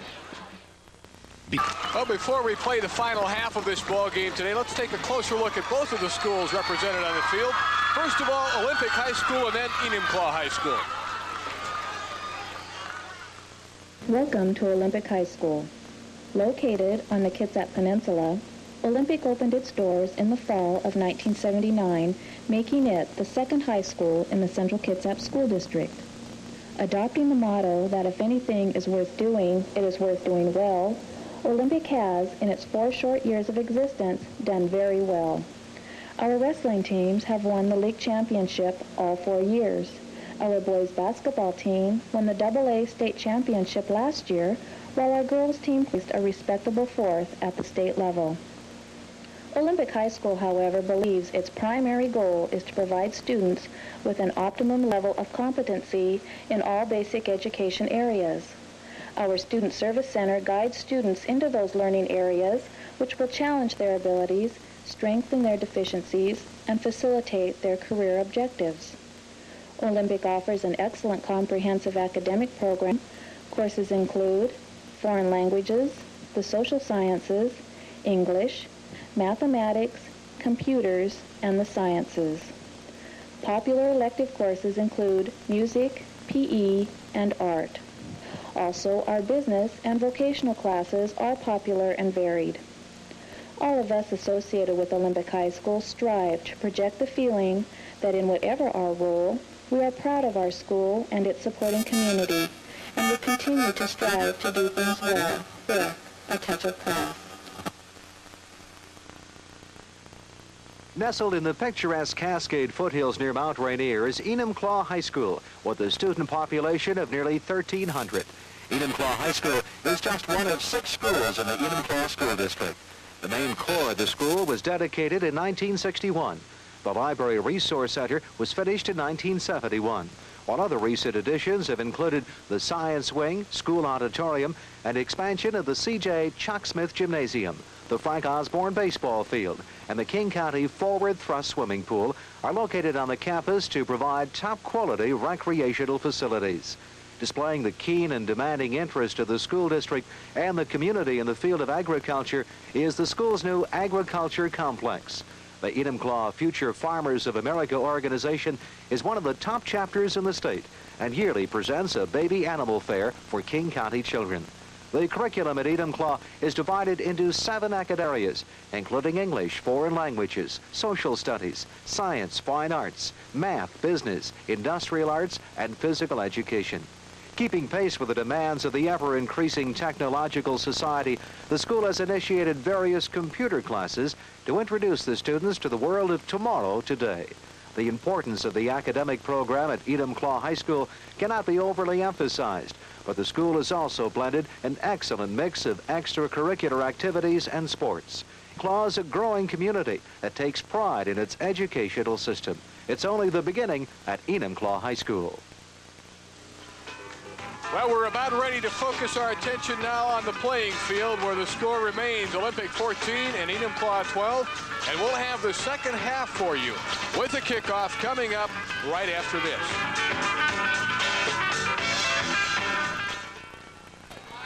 As Olympics Trojans return to the field, you'll see them run through this great big banner that says "Intensity Always." And the banner was made by the sister of Ron Whited, who's now a freshman in pre-law at Bernard College, but she was a graduate Olympia High last year. And on the sideline with the Enumclaw, Scott Ellingson. All right, Dave. Ron, first of all, quarterback Michael Dowling, what's the status on him? He won't come back anymore today.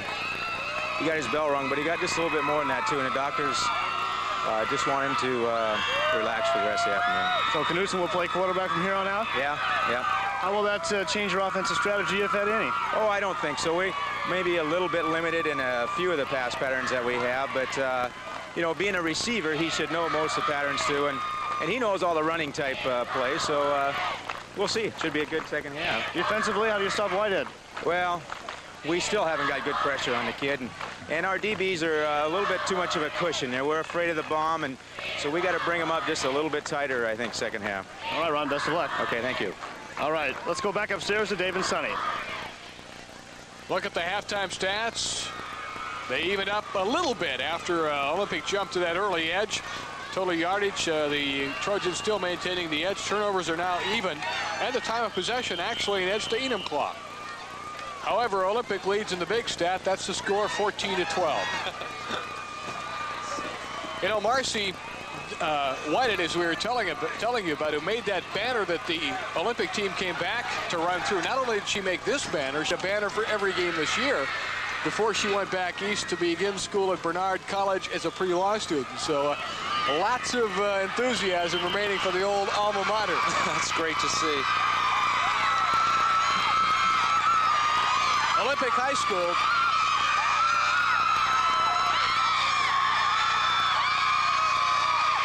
Hi, Enumclaw.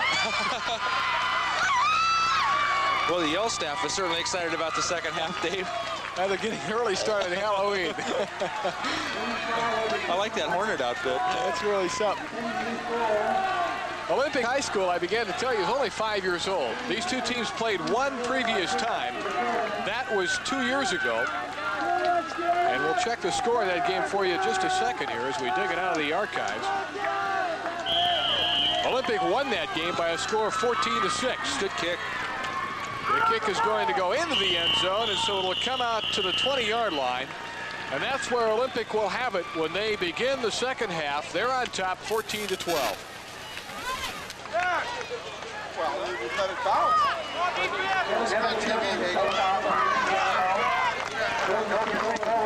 One of the things about Enumclaw, the tradition of Enumclaw, many of the coaches, about half the coaches on the coaching staff today, grew up, went to school in Enumclaw, went away to college and came back, as did Ron Miller, the head coach.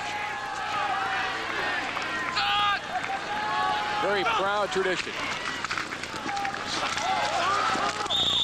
Bittinger, not much room around to the left side, got about a yard. Robert Wallen brings him down.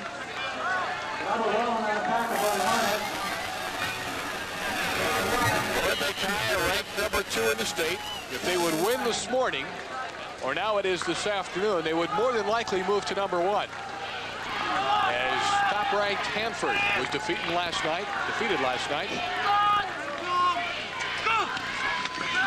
Second and 9, batted away, incomplete. Intended for McGill. Is that Knudsen? That was Knudsen. You know, he's standing 6'4", and he's got good jumping ability. He really got up in the air that time to bat it down. Well, we see several dominant players here this morning. In Ron Whited, in Washington, and of course in Knudsen. The kind of pivotal players that a ball game can hinge on. Whited to throw, he has his man, Bittinger at the 26 and out of bounds.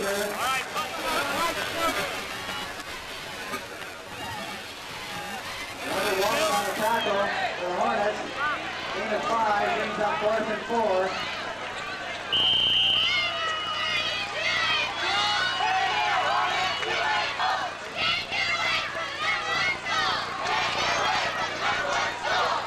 Friend up in Enumclaw, Sonny, and I believe it's the son of the superintendent, Tom Poe, a former 12 years as a Cougar and then a teammate in Hawaii. Yes, Tom and I played together in a World Football League in '75, and he was a good wedge breaker. Fair catch is dropped and then recovered. Rob Gunderson on the fair catch, drops it and picks it up again. So Enumclaw will have it 1st and 10 on their 37.5-yard line. Under the direction of Kevin Knudsen, the wide receiver who in the place of Mike Dowling now is moved to the quarterback position. Sturgeon is the flanker out to the right side. Excellent running by Stuckey that time. Hard yardage by Dane Stuckey. Butch Engelbright brings him down, but Stuckey gets a gain of 5 at the 42, 2nd down for the Hornets. Well, I see a real key, Dave, is the offensive line of Enumclaw controlling the line of scrimmage.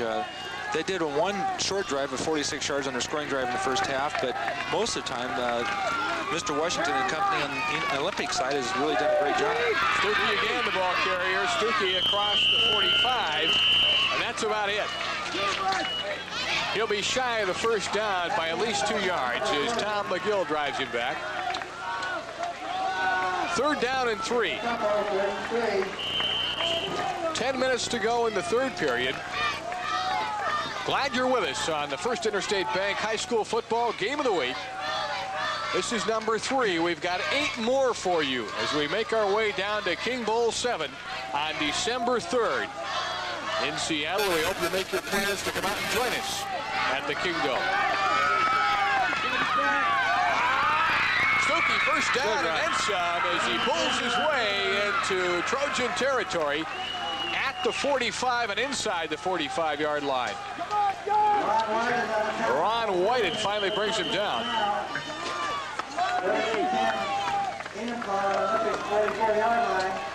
Excellent blocking up front by Rob Wallen and Glazer, the center.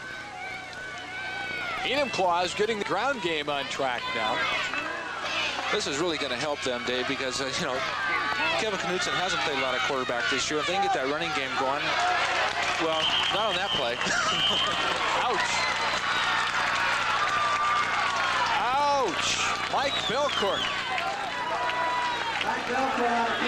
And Butch Engelbright and Shedrick Washington in there to drive him back. Oh my goodness. What do you say to Shedrick? I don't know. A loss of 4. A couple of the offensive linemen might have some wind burns of them going by him so fast.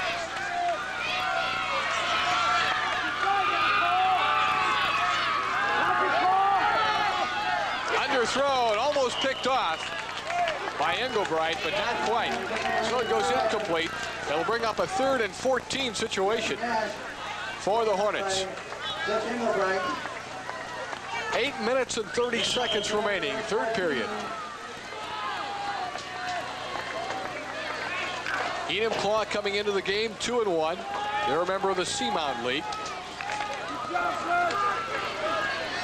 Olympic High 3-0, ranked number 2 in state AA play. Knutson to throw, being pursued. He's going to be dropped back at his own 42. And Shedrick Washington again in there to bring him down.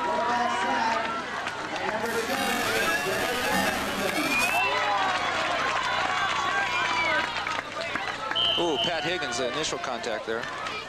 Higgins slows him up, and then Shedrick comes in and applies the final rights. Knutson will punt. Another good punt. Back at the 20. That's Pearson, and that's all. The 22, maybe the 23, as Jesse Nash, the sophomore wide receiver, comes up to bring him down, and there's timeout.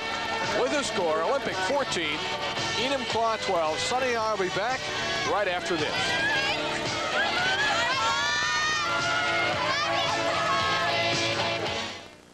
The outfitter for the high school football game of the week is Pacific Trail.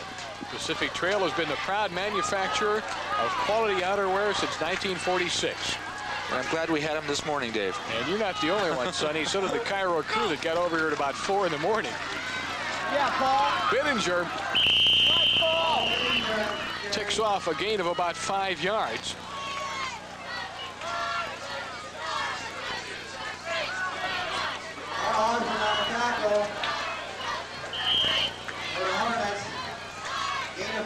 Be a gain of 4 on the play. 2nd down and 6 to go.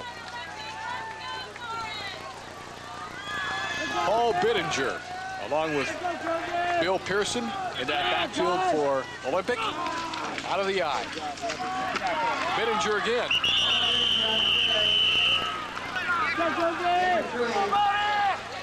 Paul with a gain of about 3 that time, up to the 30-yard line.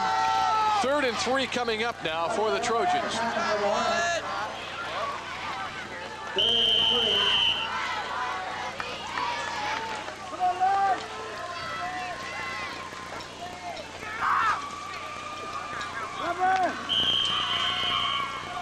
Well, most of the high school action around the state now moving into league play. It's just the final 9-league game between these two teams. We'll have a league contest for you, Metro AA, next week. Bittinger has the 1st down. He's out of bounds across the 40 at the 42-yard line. Ken Fallon brings him out.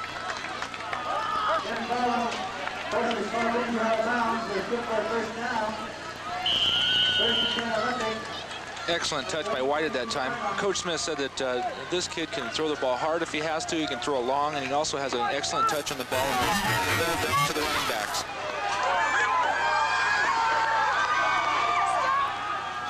Strong to the right side. Now in motion, McGill goes to the left. Back in the counter to Bittinger. So it's been Bittinger right, Bittinger left, Bittinger for the pass, and now Bittinger up the middle. At the 45-yard line. 2nd down and 6. Really getting 4 yards on their last 2 first downs. It's pretty good start, Dave. Olympic High School, led by senior quarterback Ron Whited. Whited to throw to the right side. As a man at the 40 and hurtling his way is Gordy Wood, the tight end, down to the 35-yard line.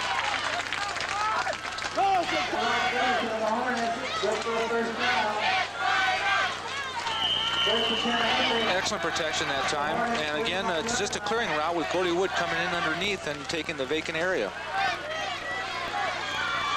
Ron Whiting, can he play for you, Sonny? Yes, he can.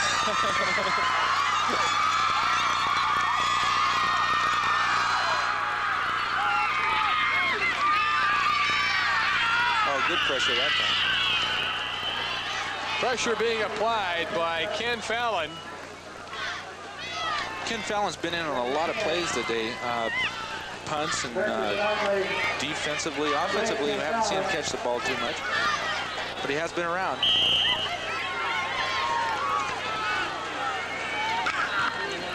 I don't mean to put you on the spot, Sonny, but as a former quarterback, as you look around at the teams we see from week to week, you've got to be thinking, comparing somewhat to what you could do as a senior in high school to what some of these kids are doing. And Ron Whited is certainly one of the better ones we've seen. Well, he certainly is. He's throwing the ball extremely well. He's got a lot of poise, and he's got some good people around him, and that sure makes for a lot of completions. Trying to go to Wood again.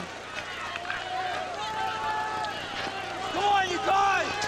3rd down and 10.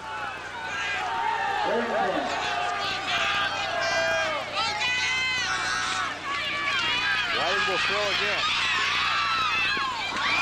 Caught at the 25-yard line. That's McGill. Tom McGill. And watch him roll out now, this time to the left side. Oh, good step up. Good timing on White's part to step up at that moment. And he thread the needle. Excellent throw.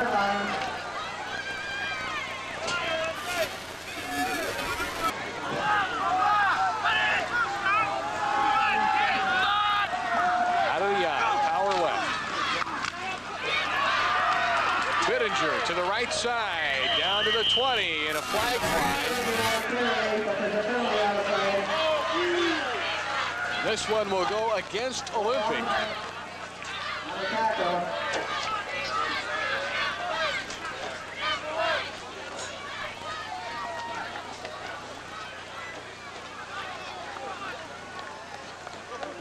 A little bit of contrast there in some of the sideline players.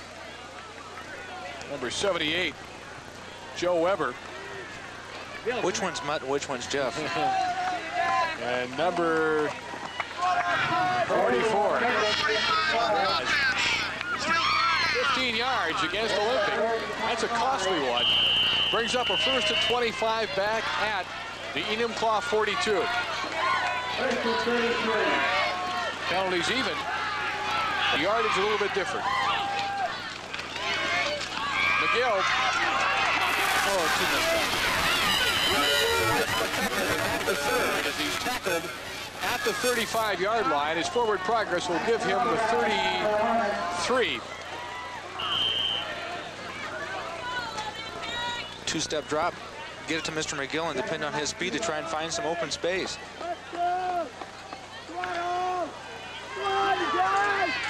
Gordy might have gotten a block there. He had a lot of room to run. Gordy Wood, number 80. Mike Belcourt finally getting him down at the 33. Fumble. Ball squirts loose, but Whited will fall on it. So a loss on the play. Whited shaking the sand out of his jersey and out of his helmet as well now. There it is today, 28 attempts. Coming into this game, Ron Whited had thrown the ball 50 times on the year so far. So they've been active. This is the 4th game of the season.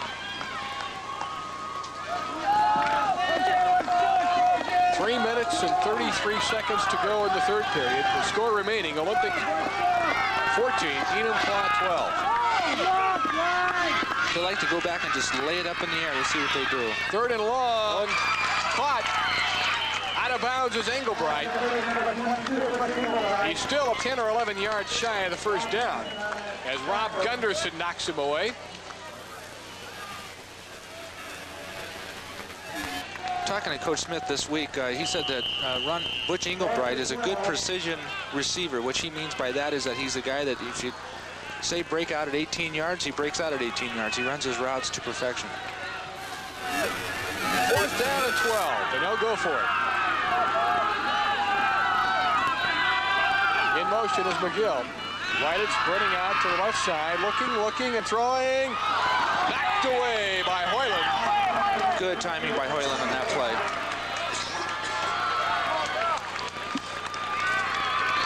Quarterback needs to throw that ball. The only time I've seen him not throw it on time and do it about a half second too late. So Enumclaw will have it on down at the 27 of the Hornets.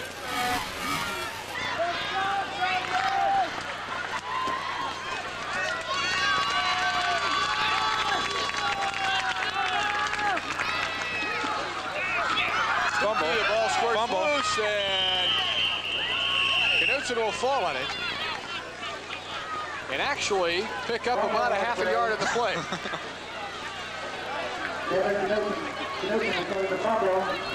Let's take another look at that. Shedrick Washington going after the ball. Not quite able to get it, and now it squirts right back to Knutson. That was a lucky break for the Hornets.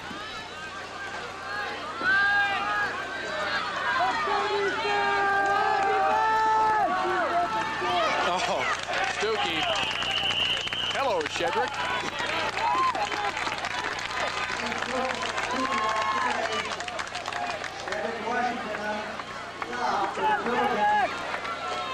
Now, we told you earlier, if you weren't with us in the first half, Shedrick Washington is a candidate for a music scholarship.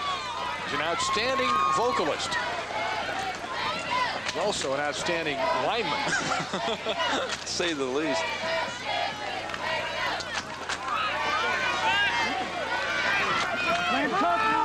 Jessup Nash wide to the right side. Knutson sprinting to the right.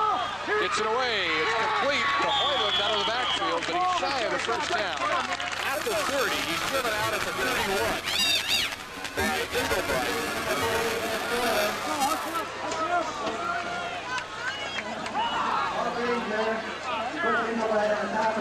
And on this completion, as Hoyland is driven down by Engelbright and Bittinger, it'll be a fourth down and about 7 for Enumclaw. So Knutson will punt formation.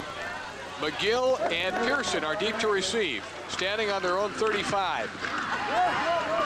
Low kick this time, bounces at the 40, and Enumclaw bounce and roll at the 30, the 25, and down to the 21-yard line, and that's where Olympic will have it when play resumes with 1:07 to go in the third period, and Olympic leading Enumclaw by a score of 14-12. A lot of fun next week, Sonny. O'Day and Seattle Prep. We'll have it on the Game of the Week for you, live from West Seattle Stadium. It's an annual AA Metro battle, and it should be a good one. Hope you'll come out and watch it. If you can't, tune in to television. Watch your listings this week for the game time.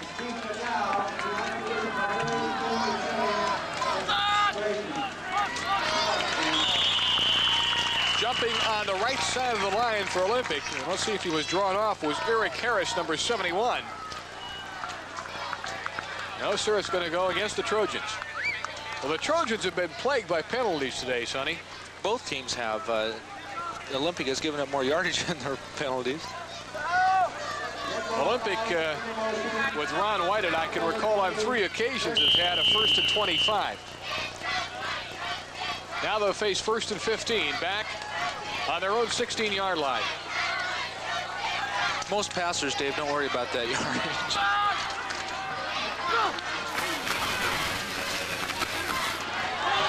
Bittinger across the 26 and down at the 28-yard line. And Paul comes up nursing his right arm. Dane Stuckey making the tackle. And on the sidelines, let's go down to Scott Ellickson. Scott? All right, I'm with injured running back from Olympic, Steve. First of all, the knee ligaments. Tell me exactly how it happened. Well, I was running around the end, and I kind of got mixed up with the defensive backs, and I took a shot where my leg was straight, and it happened so fast that I didn't really feel it on that play. It really happened on the next play. I started running, and then my knee just gave out, and it ended up being a torn ligament. Now you got a cast on. How long will that be on? I got to keep. It's an adjustable brace, and the doctor said it's better because I have to have it on for 6 months, and he could adjust the angle on it to get more flexibility and stuff. What's the prognosis for after the recovery? What the doctor said? He feels real good about it, and he said that I should be playing next year if I go to college or anything. We'll wish you the best of luck. Thank you. All right, Dave, back upstairs to you. Scott, I don't know if you knew it or not, but before he was injured, Steve Fagau only played a half of football this year, and he gained 76 yards in that half on 10 carries. So he's sorely missed for that Olympic backfield. Olympic moving now. And that's the end of the third period. As Olympic retains possession, they'll be faced with a second down when we return to action. But right now the score remains Olympic 14, Enumclaw 12. We'll have the final period for you in just a moment.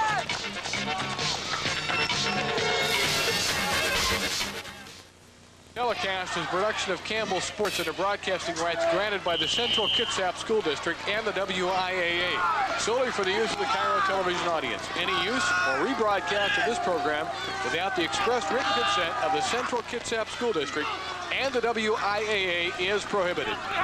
White throwing on second down, and he's got Engelbright at the 48 of Olympic for another first down.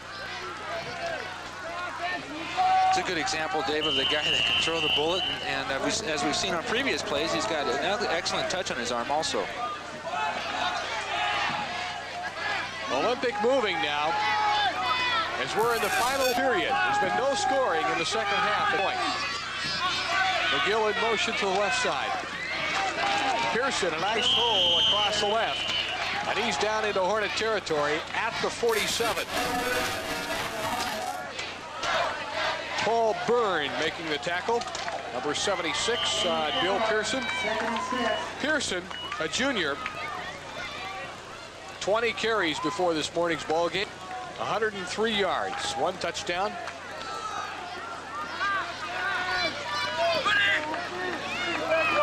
Out of the eye, power to the right. Oh, movement. Shedrick Washington jumping right side. That'll cost him 5.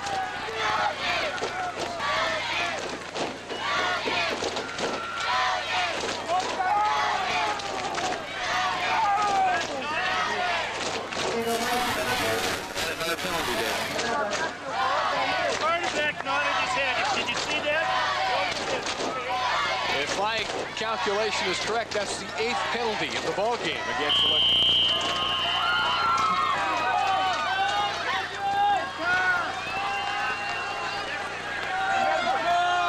Doesn't mind having a little bit more room to operate.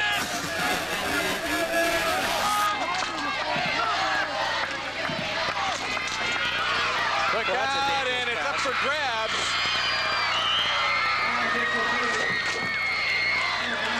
And almost picked off over there by number 40 of Enumclaw, Rob Gunderson. I thought Gunderson had it for a moment, Sonny. Well, that's a pretty dangerous pass. I don't really understand the route. They just run him out on a little banana pattern, and the quarterback lays it up, and it gives the cornerback as much chance as anybody to grab it. Intended for McGill. It was a timing pass. 3rd down and 11.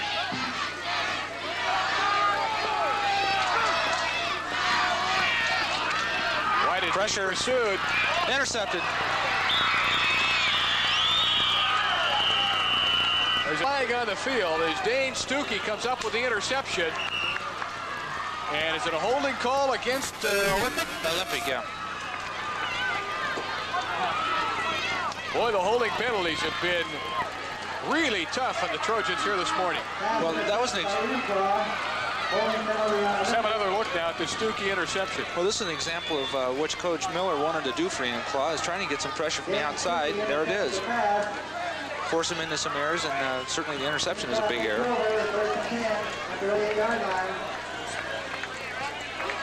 They will refuse the penalty. Ron Whited now has thrown the ball 34 times. He's completed 19 of those for 222 yards, but he's had 2 interceptions. And we might add 2 touchdowns. One key interception was on his own 1-yard line. Good leg, Knudsen.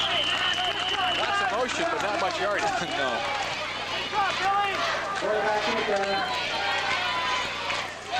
Pat Higgins in the pursuit, number 64. Watch him. Shedrick Washington, too. The ever-present Shedrick Washington.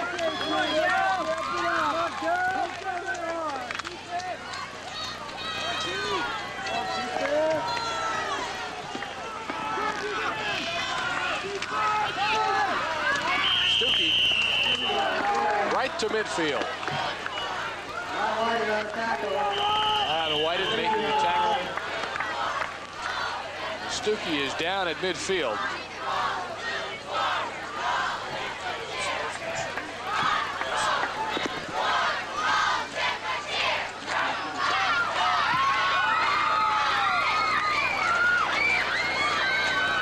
Well, Enumclaw has already lost Mike Dowley in the first half. Now to lose Dane Stuckey here would be a blow that certainly they wouldn't want to have to put up with the rest of the way. Well, it's awful tough for them, Dave, considering Kevin Knudsen is their real deep threat. You know, he had 7 receptions for 183 yards coming in the ball game, and now he's got to be on the passing end. That just makes it real tough. Particularly right now, Enumclaw doesn't really get a lot of room on the ground, so they have to, I feel, in the air a little bit. Stuckey will go to the sidelines under his own power with Coach Ron Miller. He appears to be all right as Nash goes out wide to the right. In the slot on the right side is number 24. That's Mike Stegrian. Oh! Oh! What a play. Jesse Nash, his second pass reception of the morning, his second touchdown. Kevin Knudsen connecting with Nash, the sophomore, and Enumclaw goes on top. Well, you said that Kevin Knudsen has a strong arm. You'll see on this play that he definitely has a strong arm. It goes through his first receivers. Balance. Those are the kind you can't practice, Dave. There is a happy sophomore in the end zone. 2 TDs today. Jesse Nash. And timeout as Enumclaw high-fives it with Coach Ron Miller. And what are they going to do here, Sonny? They're up by 4 at this point. The options, of course, is the 1-point point after or the 2-point from on the ground or in the air. I'd probably go for the 2. A 5-point lead doesn't do a lot for you. A 6-point lead, at least 2 goals or a touchdown and perhaps a blocked extra point. Put the pressure on their kicker in case it does end up tied. 9:35 to go. Still plenty of time. Maybe we can hear what they're going to do.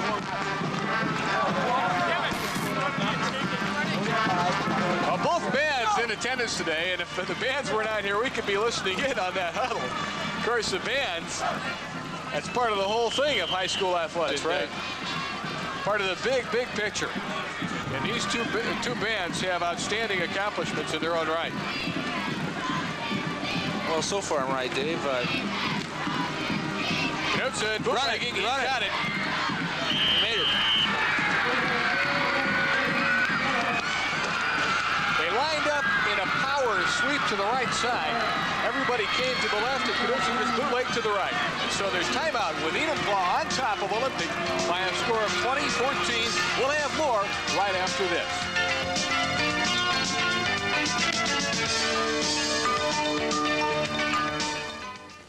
for the game of the week is the digital Rainbow 100. The Rainbow 100 is a compact, high-performance computer designed to make complex business tasks simple. No other personal computer today offers so much for so little. The Rainbow 100, used by the game of the week, is provided by Digital Equipment Corporation and Anchor, no-risk computer store. Scoring drive, 3 plays. 61 yards, capped off on the big pass by Knudsen to Nash. 1 minute and 2 seconds.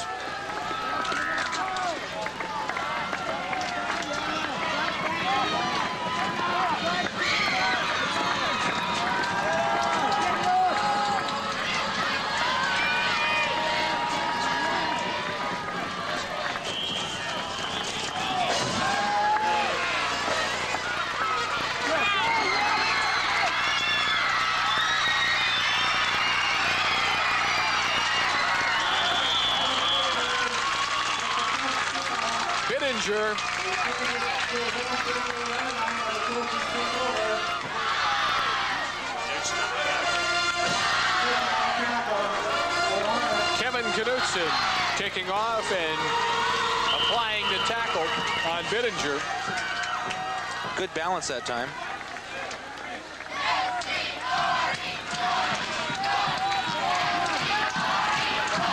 Nine minutes and 10 seconds remaining.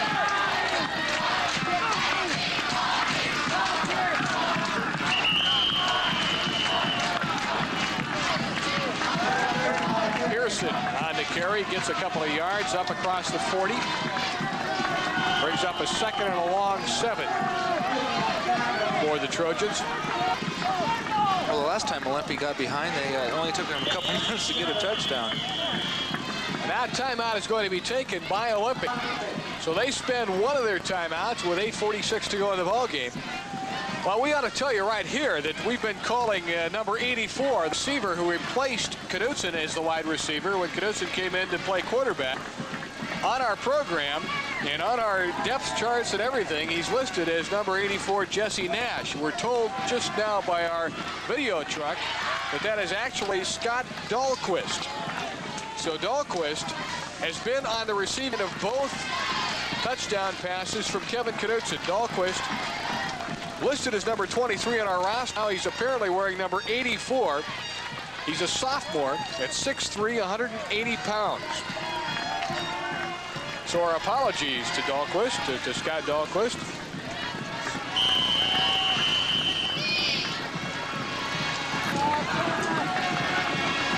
Timeouts remaining. As Olympic spends their first, they have 2, has all 3. That could be a factor later on, Sonny. Engelbright across midfield in Enumclaw territory and out inside the 45-yard line. Mike Fallen, number 8, will bring him out of bounds. That's way too much cushion by number 48. As the coach mentioned at halftime, he'd really like to bring those guys up and don't give as much room to the receivers of Olympic. Obviously, on that play, they forgot to do that. First down.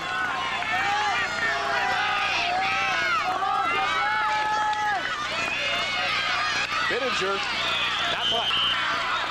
The ball squirts loose, but I believe that he was down and the ball was blown dead. Might have an injury before it came out.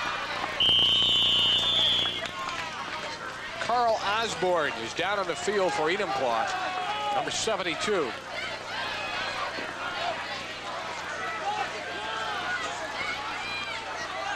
Holding his left arm. The clock is running, and now they're going to stop the clock. There's about 5 seconds or so ticked off.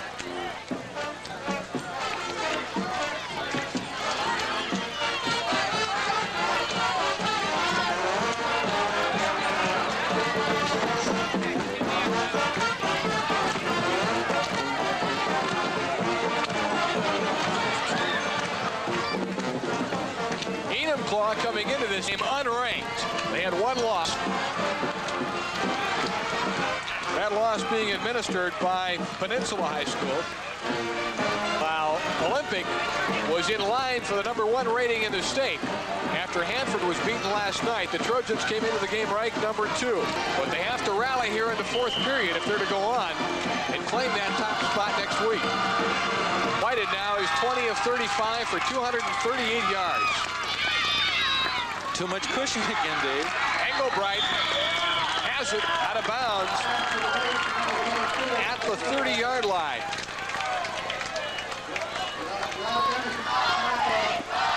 Last pass, you know, in the play before I mentioned a cushion, and of course Coach Miller mentioned it at halftime, and cushion is, the distance you're going to give that receiver. You can see he catches the ball and there's nobody inside on the coverage. He's away from him. Whited now, and the pass to Engelbright. 21 completions, Bittinger, and they're mixing it up. And good play selection. As Bittinger sweeping to the right side is down to the 25-yard line and perhaps inside the 25. Dane Stuckey. Field is not particularly well, but he is inside the 25 at the 24. Let's take a look at the replay here, and now hello, Kurt Schaefer on the camera crew.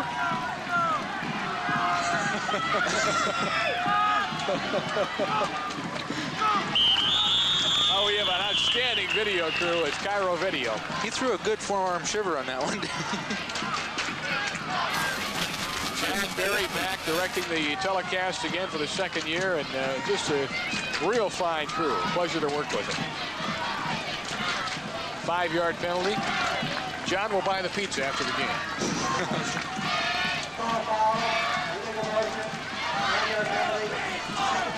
8:05 to go. The penalty stopping. The Olympic penalized for another 5 yards back to the 29.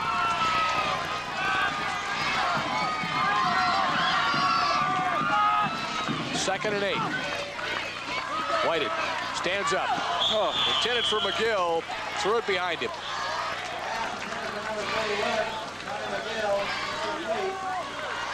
So the clock stops with 8:02 remaining. Well, it's 3rd and 8, Dave, so you can almost bet on him trying the ball to Butch Engelbright. He's been the good bread and butter receiver today for those guys. And of course, the way they've played the game so far, if they were stopped here, they'd go for the 4th down anyway. Absolutely. So they've got 2 to play with. Butch, there he is. There's Engelbright. And there's the pass out of bounds inside the 20. On the Enumclaw 17-yard line is Engelbright. Jeff Hoyland giving him the rope. Of course, nobody there to give him any pressure, and he almost waited too long to get the ball out to Butch. 1st down on the 17. 12 receptions for 152 yards. What a day. Bittinger sweeping right. Hoyland out of bounds.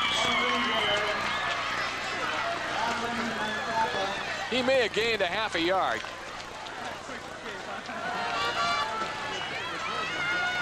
Second down and 2, out of bounds. The clock stopping on the play running. Enumclaw in a mild surprise leading Olympic 20-14, final period, 7:48 to go. But Olympic driving on the Enumclaw 17. 2nd down. There he is. Whited to throw. At the tight end, Wood. But he couldn't quite get it to him. Gordy Wood was wide open. At the goal. Tom McGill was also open. Maybe to the incompletion.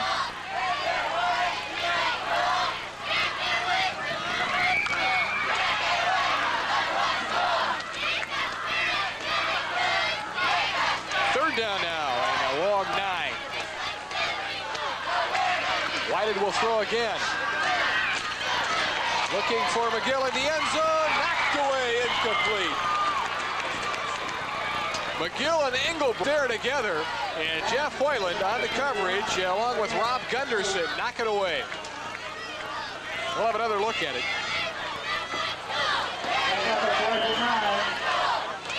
Both receivers went down, did crossing patterns, met right in the end zone. Oh, hit him in the shoulder pad. Looks like it was McGill that hit the shoulder pad. And Craig Holt was there along with Hoyland and Gunderson to knock it away. Well, this is it, Dave. Let's see what happens. 4th and 9. 4th down. Whited will throw. Strong to the left. There's Englebright. Englebright at the 5-yard line.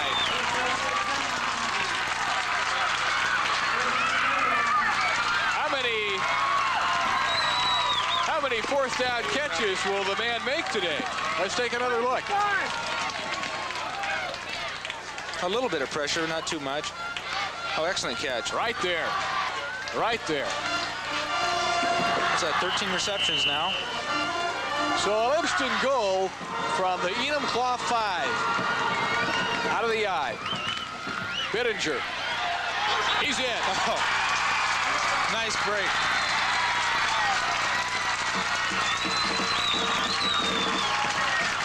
Olympic ties it up as Bittinger squirts through from the 5-yard line.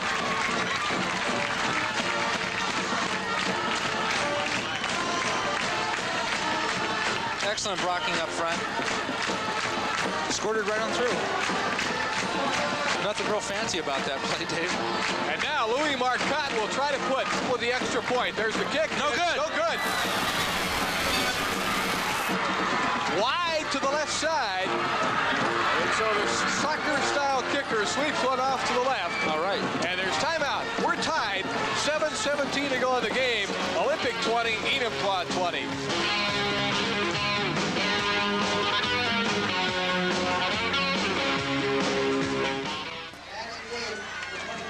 Olympic tying the game up on the 5-yard touchdown run by Bittinger, but then the extra point is not there, and so we're tied at 20. And right now, Whited has thrown the ball 41 times for 271 yards. He's completed 23 of those.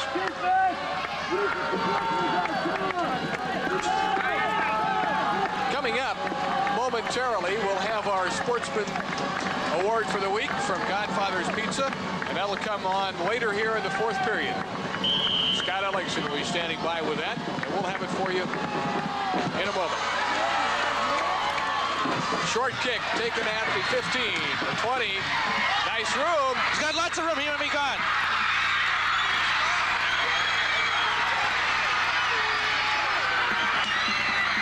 Oh, Mike Sturgeon. Mike Sturgeon. An 85-yard kickoff return for the touchdown, and Enumclaw, just like that, is back on top, 26-20. When he got about midfield, Dave, I got a big chill down in my spine. There he is, and is actually at the 14-yard line. It's an 86-yard return. Nice block there by 43, it looked like. Run Whited, the only one to catch him, and not quite quick enough. Mike Sturgeon, an 86-yard touchdown kickoff return. How about that, folks? My goodness. What a ball game. All right, Dave, they're going to kick this one.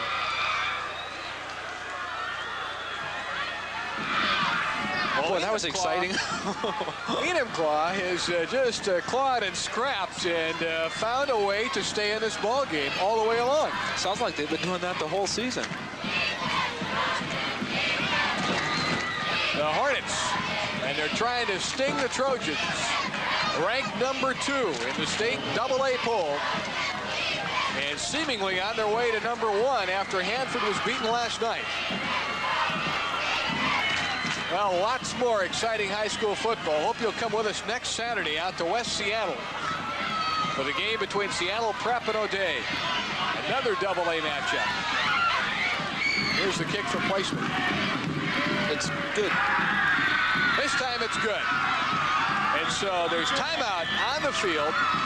Enumclaw has gone right back on top, 27-20. 7:04 to go in the ball game. And we'll be back with more right after this. Today's Sportsmanship of the Award is going to go to Kevin Knutson of Enumclaw. A sportsman is one who abides by the rules of a contest and accepts victory defeat graciously. Well, Kevin Knutson certainly has done that. His quarterback was hurt. He went in and filled in admirably, and his football team is ahead. So this week's Godfather's Pizza Sportsmanship Award goes to Kevin Knutson of the Enumclaw Hornets for the outstanding sportsmanship he displayed during today's game. Godfather's Pizza will donate $100 to the activities funds at Enumclaw High School in Kevin's name and provide the Hornets football team with a gift certificate for $50 at Godfather's Pizza. Congratulations to Kevin Knutson at Enumclaw High School. And there he is, kicking the ball off again. Kevin Knutson. Good kick. McGill at his own 3. Can lightning strike twice? Well, not quite. As McGill is down at the 25-yard line. I think he tripped in the sand trap, Dave. Brian Hansen brings him down. Well, an interesting stat there, Sonny. Butch Englebright has 14 catches for 140 yards today. And you can bet he's not done yet. Not by a long shot. Lots of time left. This one is not over. Okay, now Enumclaw's got to apply pressure on Ron Whited and force him to maybe make another error and throw an interception. Out of the eye, power left. Good defensive play. That time, Bittinger is going to get actually dropped for a loss. One of the few times they've dropped Olympic for a loss today is Bittinger is dropped by Carl Osborne. Back inside the 25. Call a loss of 1 second and 11.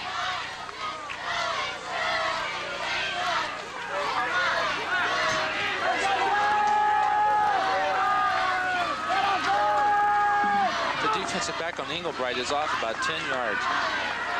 They throw to Englebright. He has it. He broke the tackle. 35.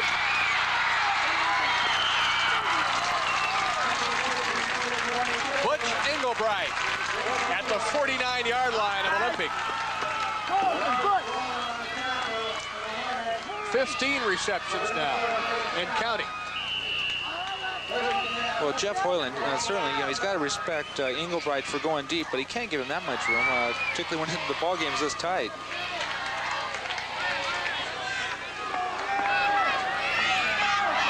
Enumclaw coming into the game, unranked double-A ball.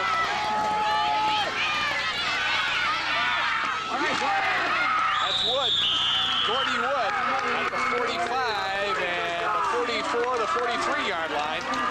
Driven back there by Gunderson. Watch the concentration here now. Kingston. As Wood, first thing, hangs onto the ball.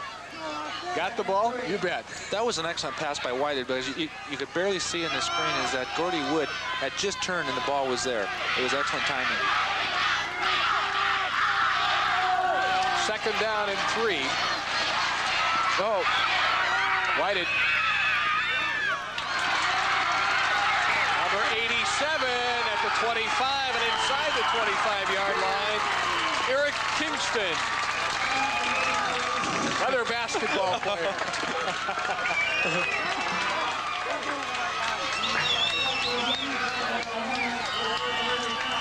First down is the 24-yard line, and the clock ticking away, now becoming a factor with 4 minutes and 45 seconds to go in the game. White did an excellent job of squaring his shoulders up with the line of scrimmage, and you can tell from the velocity and the accuracy that he had an excellent throw. There he is again, Kingston at the 15-yard line.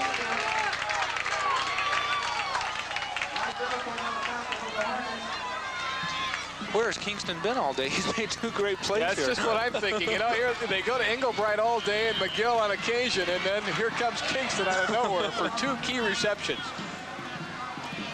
Oh, that's a key to any team, Dave. You get guys coming in off the bench who haven't played a lot all day and come in and contribute to the game.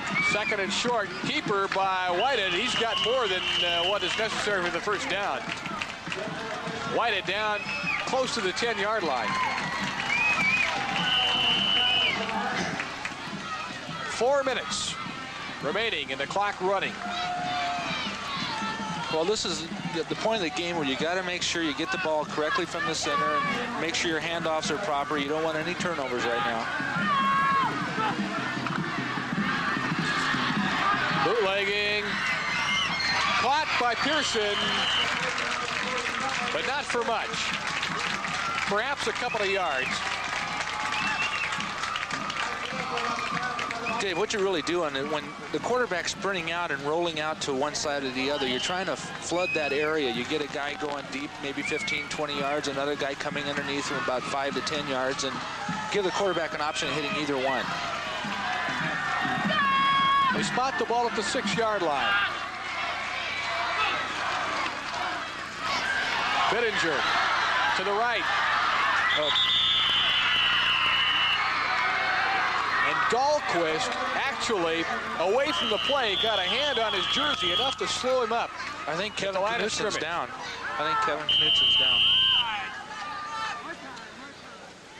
The clock ticking away down inside of 3 minutes now. There'll be virtually no gain of the play. Dane Stuckey is down on the field. Number 33. That's the second time that Stuckey has been down. He was down on the offensive side earlier. Now he's up. He'll go off under his own power. 3rd down and 5. They can get a first down without scoring. Dane will probably be back. He's a pretty tough kid. He's 5'11", 182. We'll probably see him again. 2:58 to go. Olympic trailing by 7 with the ball on the Enumclaw 6. 3rd down. Across the touchdown. Middle. Touchdown. There he is. Kingston with 3 receptions on the scoring drive. Capped off by the touchdown. And now, Sonny, you call it. What do?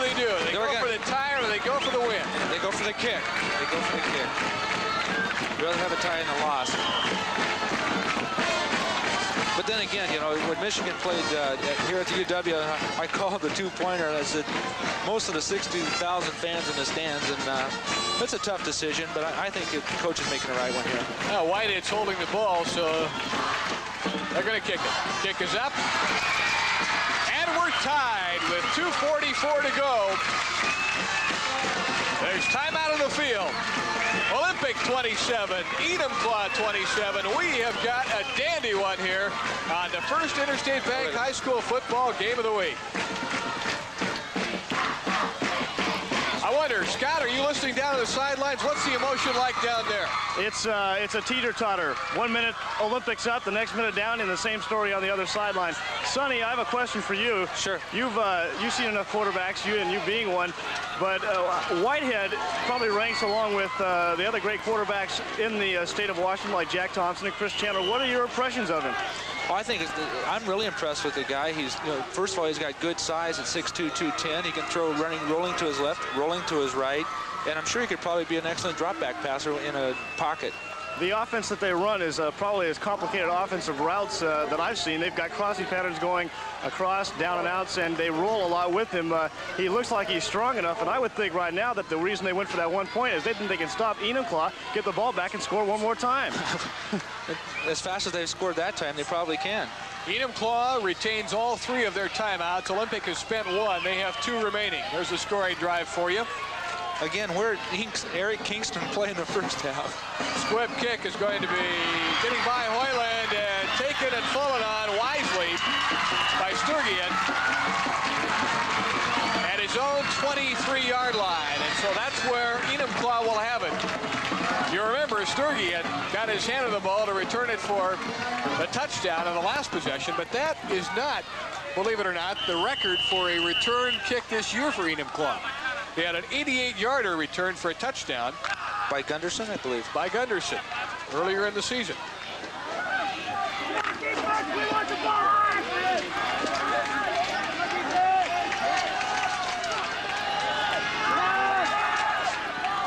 Knudsen kicked it out to Belcourt and incomplete.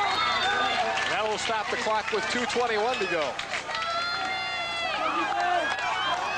Well, over the last 2 seasons, we've had some good ones for you on the first Interstate Bank High School football game of the week. I don't think we had any better ones than this. Oh, this has been great.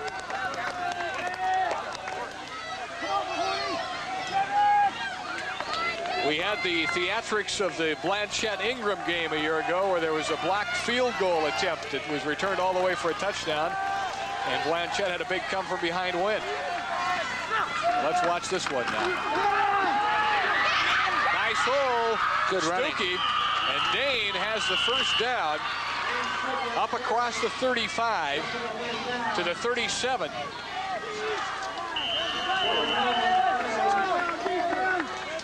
Excellent hole for Stuckey on that play. You know, he's 182 pounds. He's got good leg drive.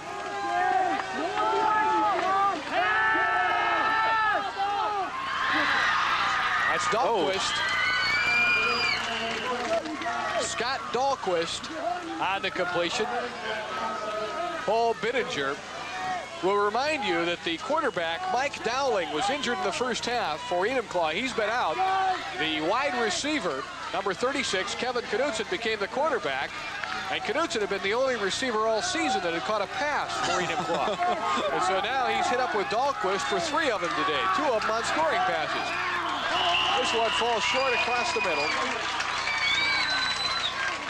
It'll bring up a 3rd down and 3 for the Hornets. Boy, Pat Higgins that time give him a good hello. From Olympic side, pretty good pass rush on his department. Sonny, 1:25 to go in the ball game. And this one is going to go right down to the final minute.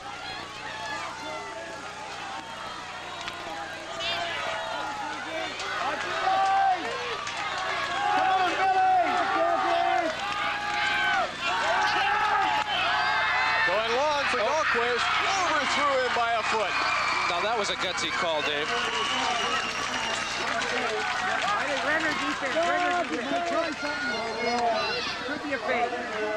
We'll have another look.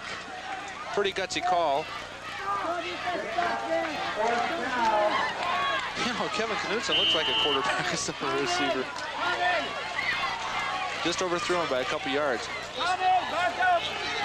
Ron Miller just may have found his quarterback for next season. Yeah, and a wide receiver. Looks like a great prospect. Knutson kicks it, and he's fallen into a flag flies. It'll be a roughing the kicker penalty against Joe Weber, number 78 of Olympic. And that'll give Enumclaw the ball right back. They'll retain it. They'll have first down. Well, you certainly don't want to be roughing the kicker here with a minute to go and give them another opportunity with the ball. Should be an automatic first down, right, Dave? It was in plain sight of everybody, and you wondered as I looked at the play, Sonny, unfold, I thought perhaps the official had turned his head downfield and didn't see it. Well, but as he looked downfield, he just threw the flag. He was being real cash about the call. Where are you? I thought maybe I was watching Australian rules football or something. Automatic first down. It'll bring the ball into Olympic territory. And now, with that combination of Knutson and Dahlquist on the Olympic 42, it becomes very dangerous indeed for the Trojans. Boy, those 15-yard penalties can really take you out of a ball game or put you right back into one, and that one definitely put Enumclaw back into the game. Olympics had them by the bushel basket today. Knutson. Get out of bounds. Out of the backfield. Did he get out of bounds? That's Belcourt rolling out of bounds to stop the clock, or does he stop it? I don't think he got out of bounds, Dave. The clock running inside of a minute. Let's take another look at it. I believe that Enumclaw has their timeouts left. I think I would call one. Enumclaw has all 3 timeouts remaining. The ball on the 36-yard line.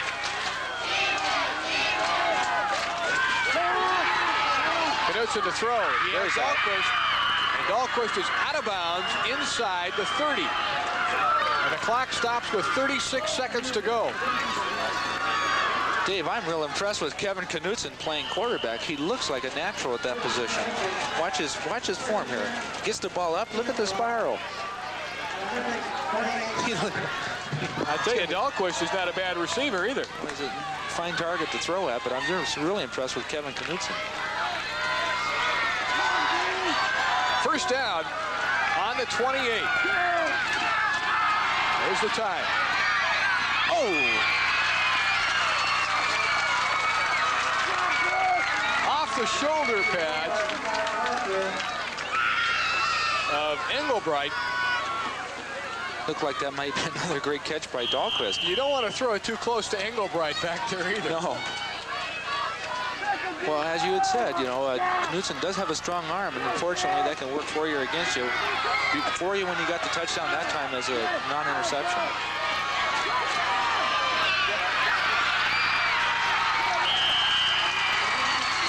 Cedric Washington bottles up Kevin Knutson, and Enumclaw will take a timeout as they're on their own 33-yard line. 20 seconds on the clock. Sonny, if Enumclaw can move the ball about 10 or 15 more yards upfield, they're in field goal range for guess who? Kevin Knutson. That's right. He has got an extremely strong leg, Ron Miller says, and he's good from about 40 yards.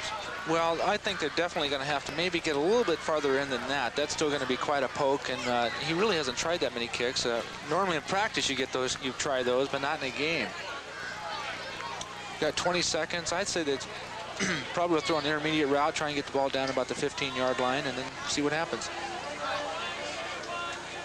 Enumclaw takes their second timeout. They have one remaining. Olympic has both timeouts, or 2 timeouts remaining. They've used one earlier. Beautiful day. This is fun, Dave. Setting. I can't. This is just a fun game. I tell you, the crowd has been great. The weather's tremendous. The game has been great. It's a good experience. Sunshine streaming down on Central Kitsap Field in Silverdale. And we've got 20 seconds to go in a tie ball game. Enumclaw is trying to claw their way by the Trojans, who are ranked number 2 in the state AA ratings. As we look out over Puget Sound in a beautiful setting for a high school campus, and of course, a high school football game in a lovely Western Washington, October 1st.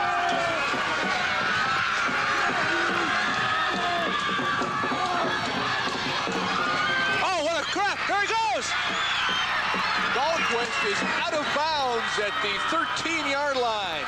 When I saw that play develop, Dave, I said, there's no way. I know where he's throwing it. I don't think he's going to get it in there. Lo and behold, you know, his strong arm made that play. Now watch this. Right about there, I said, oh, no, not right there. Look at that arm. Just a bullet. Nice catch by Dahlquist. At the 20, out at the 13 with 13 seconds to go, and Olympic takes a timeout. Well, they're trying to make Mr. Knutson nervous for his kick, because I think they're going to try and boot it right here. Do they go for it here, or do they try to run another play yet? I think they're going to kick it now. I see Michael Dowling in the game. I'm sure he's in to hold the ball. Dowling, you know, being a quarterback, you know, anything could happen. Dowling could well throw to Knutson. I would have to bet they're going to kick the ball.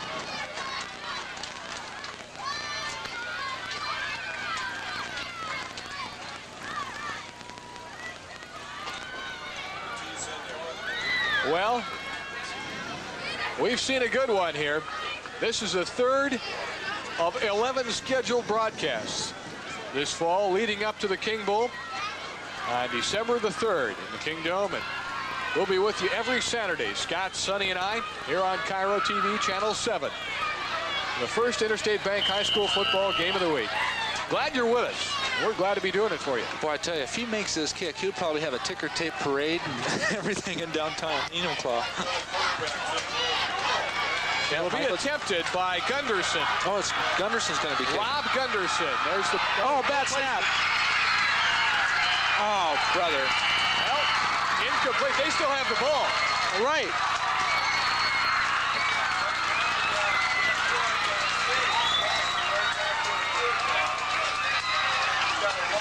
We'll have another look at it. If I'm not mistaken, Enumclaw will have another crack at it. They're going to give it from the original line of scrimmage.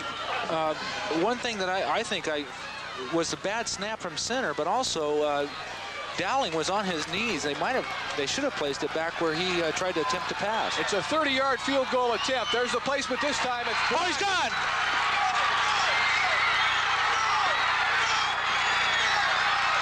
Oh, what a game, my gosh. Whew.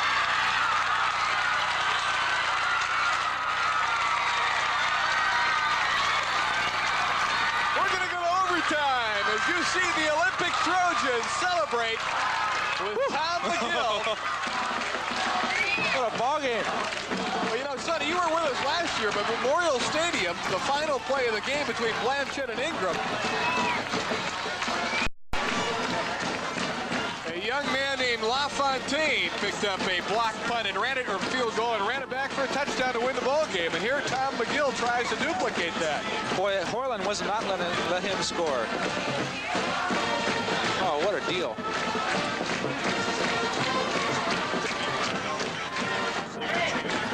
The situation as we go to overtime is that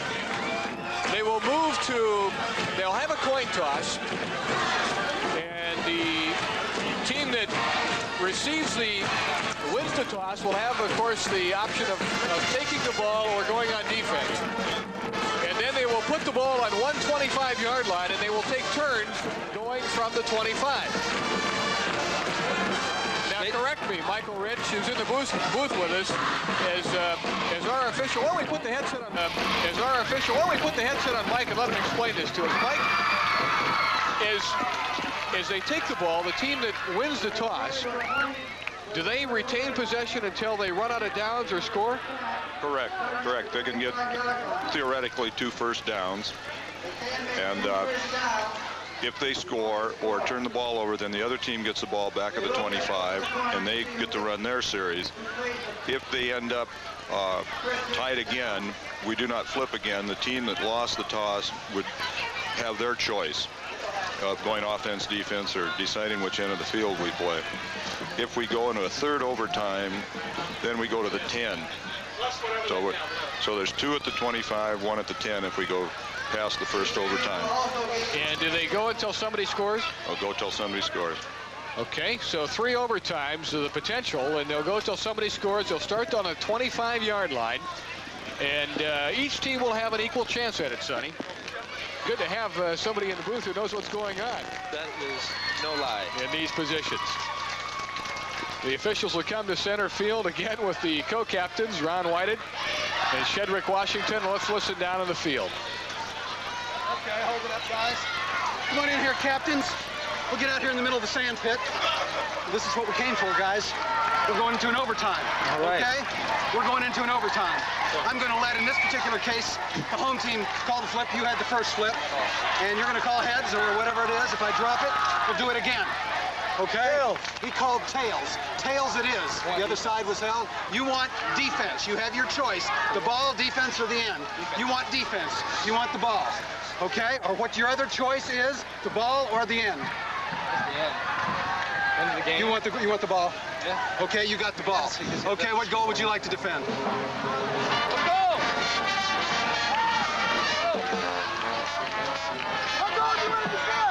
You want to defend that way, okay? Okay. Okay. We're going to have the white team. They're going to go first down from the 25-yard line in an overtime period. You'll have 2 timeouts, blue. You'll have 1 timeout. Okay, gentlemen, we got 3 minutes and we're going to kick it off. 2 minutes out. You have 1 timeout during the overtime period. 12-minute period.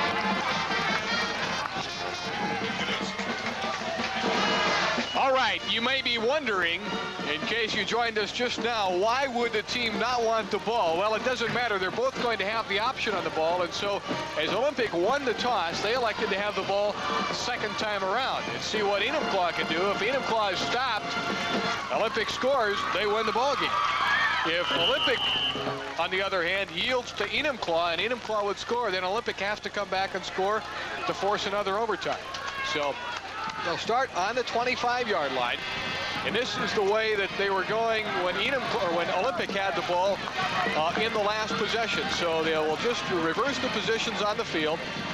And Olympic will defend toward the scoreboard, or toward, I would believe it is, the west side of the field here. as we sit just above Puget Sound. Beautiful Silverdale. And Olympic on the defense, Enumclaw on the offense. Snooki, the ball carrier. And Dane will get inside the 25 to the 23, 22-yard line, perhaps. They have to keep moving downfield and making a first down in order to retain possession of the ball.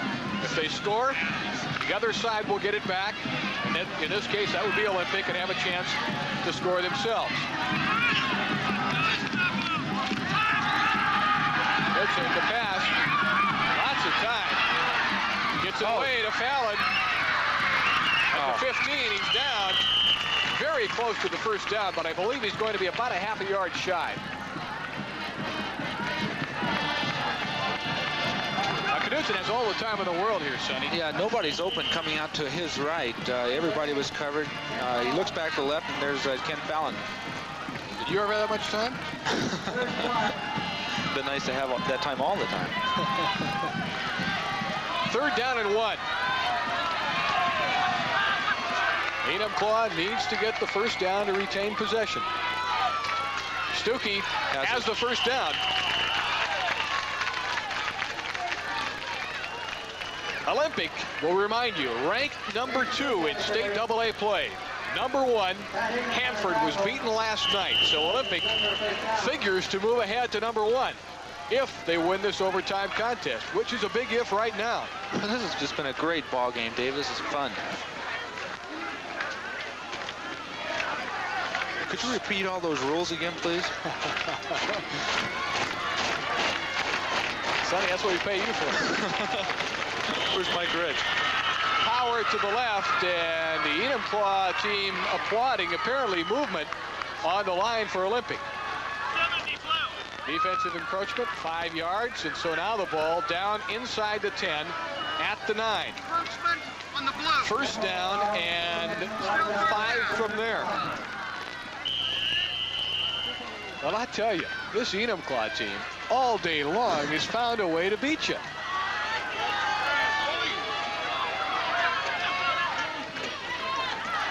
Good fake, good fake. He did. What a fake. Kevin Knudsen. Enumclaw goes in front on the touchdown by Knudsen. Key to this play, Dave. Watch this play action. Tremendous fake. One there. That's the one right there that held everybody. And again, a good block on the outside. By 24 is Mike Sturgeon.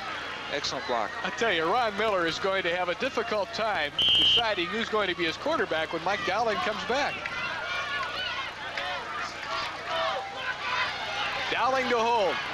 Gunderson, the extra point. The placement is there. The kick is up. It's good. Timeout. 34-27.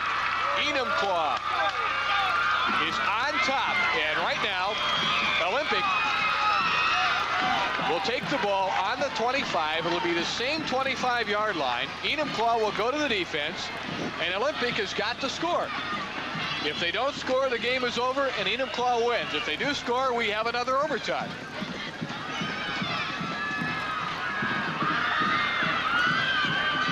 There's a key block on the top by Sturgeon on the defensive end that enabled Knudsen to get outside and use his speed to get up to the touchdown. Barely. Well, I talked to a buddy of mine at Cairo, Bill Jensen, earlier in the week, and he told me that this Knudsen kid is a sight to behold. Yeah, he's a good athlete. He really is. Ron Whited now. Whited, the quarterback, looking to throw for Englebright. He has him at the 10 and driven back to the 11-yard line. That is completion number 28 on the morning, or the afternoon now, for Whited. He's thrown the ball 47 times, and now he is clicked for 354 yards total. Passing. Wow.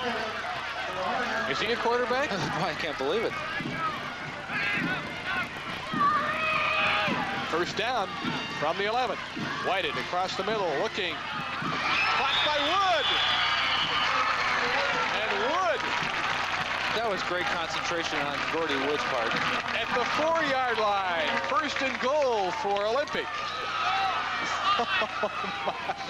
So Olympic has 4 cracks at it to put it in the end zone. They spot it on the 3-yard line. Well, remember now, if they get it in, they still have to add the extra point. That's right. They've missed one today. Out of the eye. Bittinger, close to the goal line, diving through a hole, but not quite in.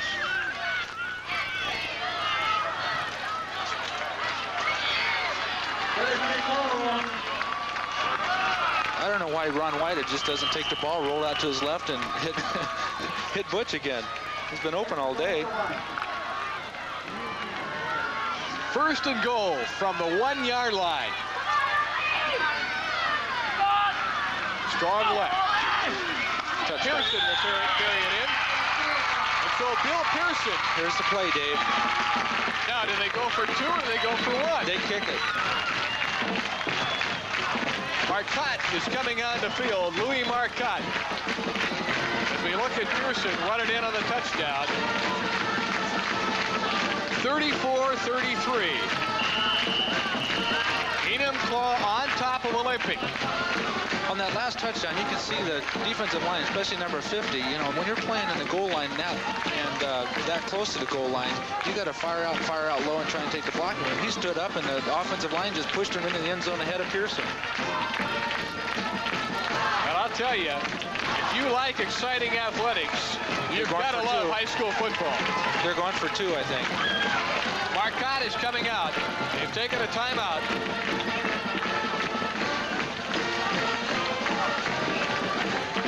And so we will not have a second overtime period. If it goes as it appears right now, then Olympic is going to go for all or nothing here.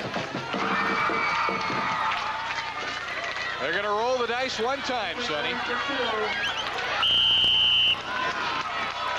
Well, the viewers should look for Butch Engelbright. I'm sure he might get the ball. So should the Enumclaw defense look for Butch Engelbright. Let's watch. Split out to the right. T-backs. Whited. Wood.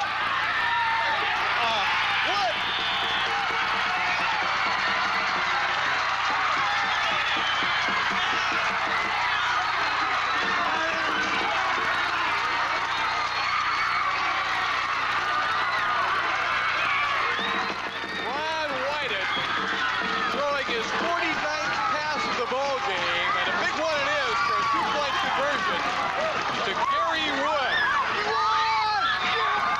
That is completion number 29. And we'll look at it again here as Ron Whited. All right, now play action. Under pressure. Oh, just a little bit too late. Just got it away. And there's Wood all alone in the end zone. 2 points. Olympic wins it 35-34. We'll be back right after this. Well, Sonny, they just don't come any better than this one. Oh, that's a great game. I don't care what level of ball it is. This has been an outstanding day for us and for the players. I don't care whose side you're on, whether you're an Enumclaw rooter or an Olympic rooter, you got to love a game like this. That's right. This has been the First Interstate Bank High School Football Game of the Week. It's been brought to you by the Dairy Farmers of Washington, who remind you that milk adds fuel to meals. By Godfather's Pizza. There's nobody's pizza like Godfather's Pizza. By Associated Grocers, where they take a closer look at quality for you. By your Coca-Cola bottler. For the most refreshing taste around, Coke is it. And by First Interstate Bank of Washington. First Interstate Bank is looking ahead. Next Saturday, Sonny and I will be at West Seattle Stadium for our next game of the week. Seattle Prep and O'Day High Schools face each other in their annual Metro AA battle. Don't miss it. Next Saturday, live right here on Channel 7. See you then. Until then, this is Dave Iverson for Sonny Sixkiller and Scott Ellingson wishing you a very pleasant good afternoon from Silverdale.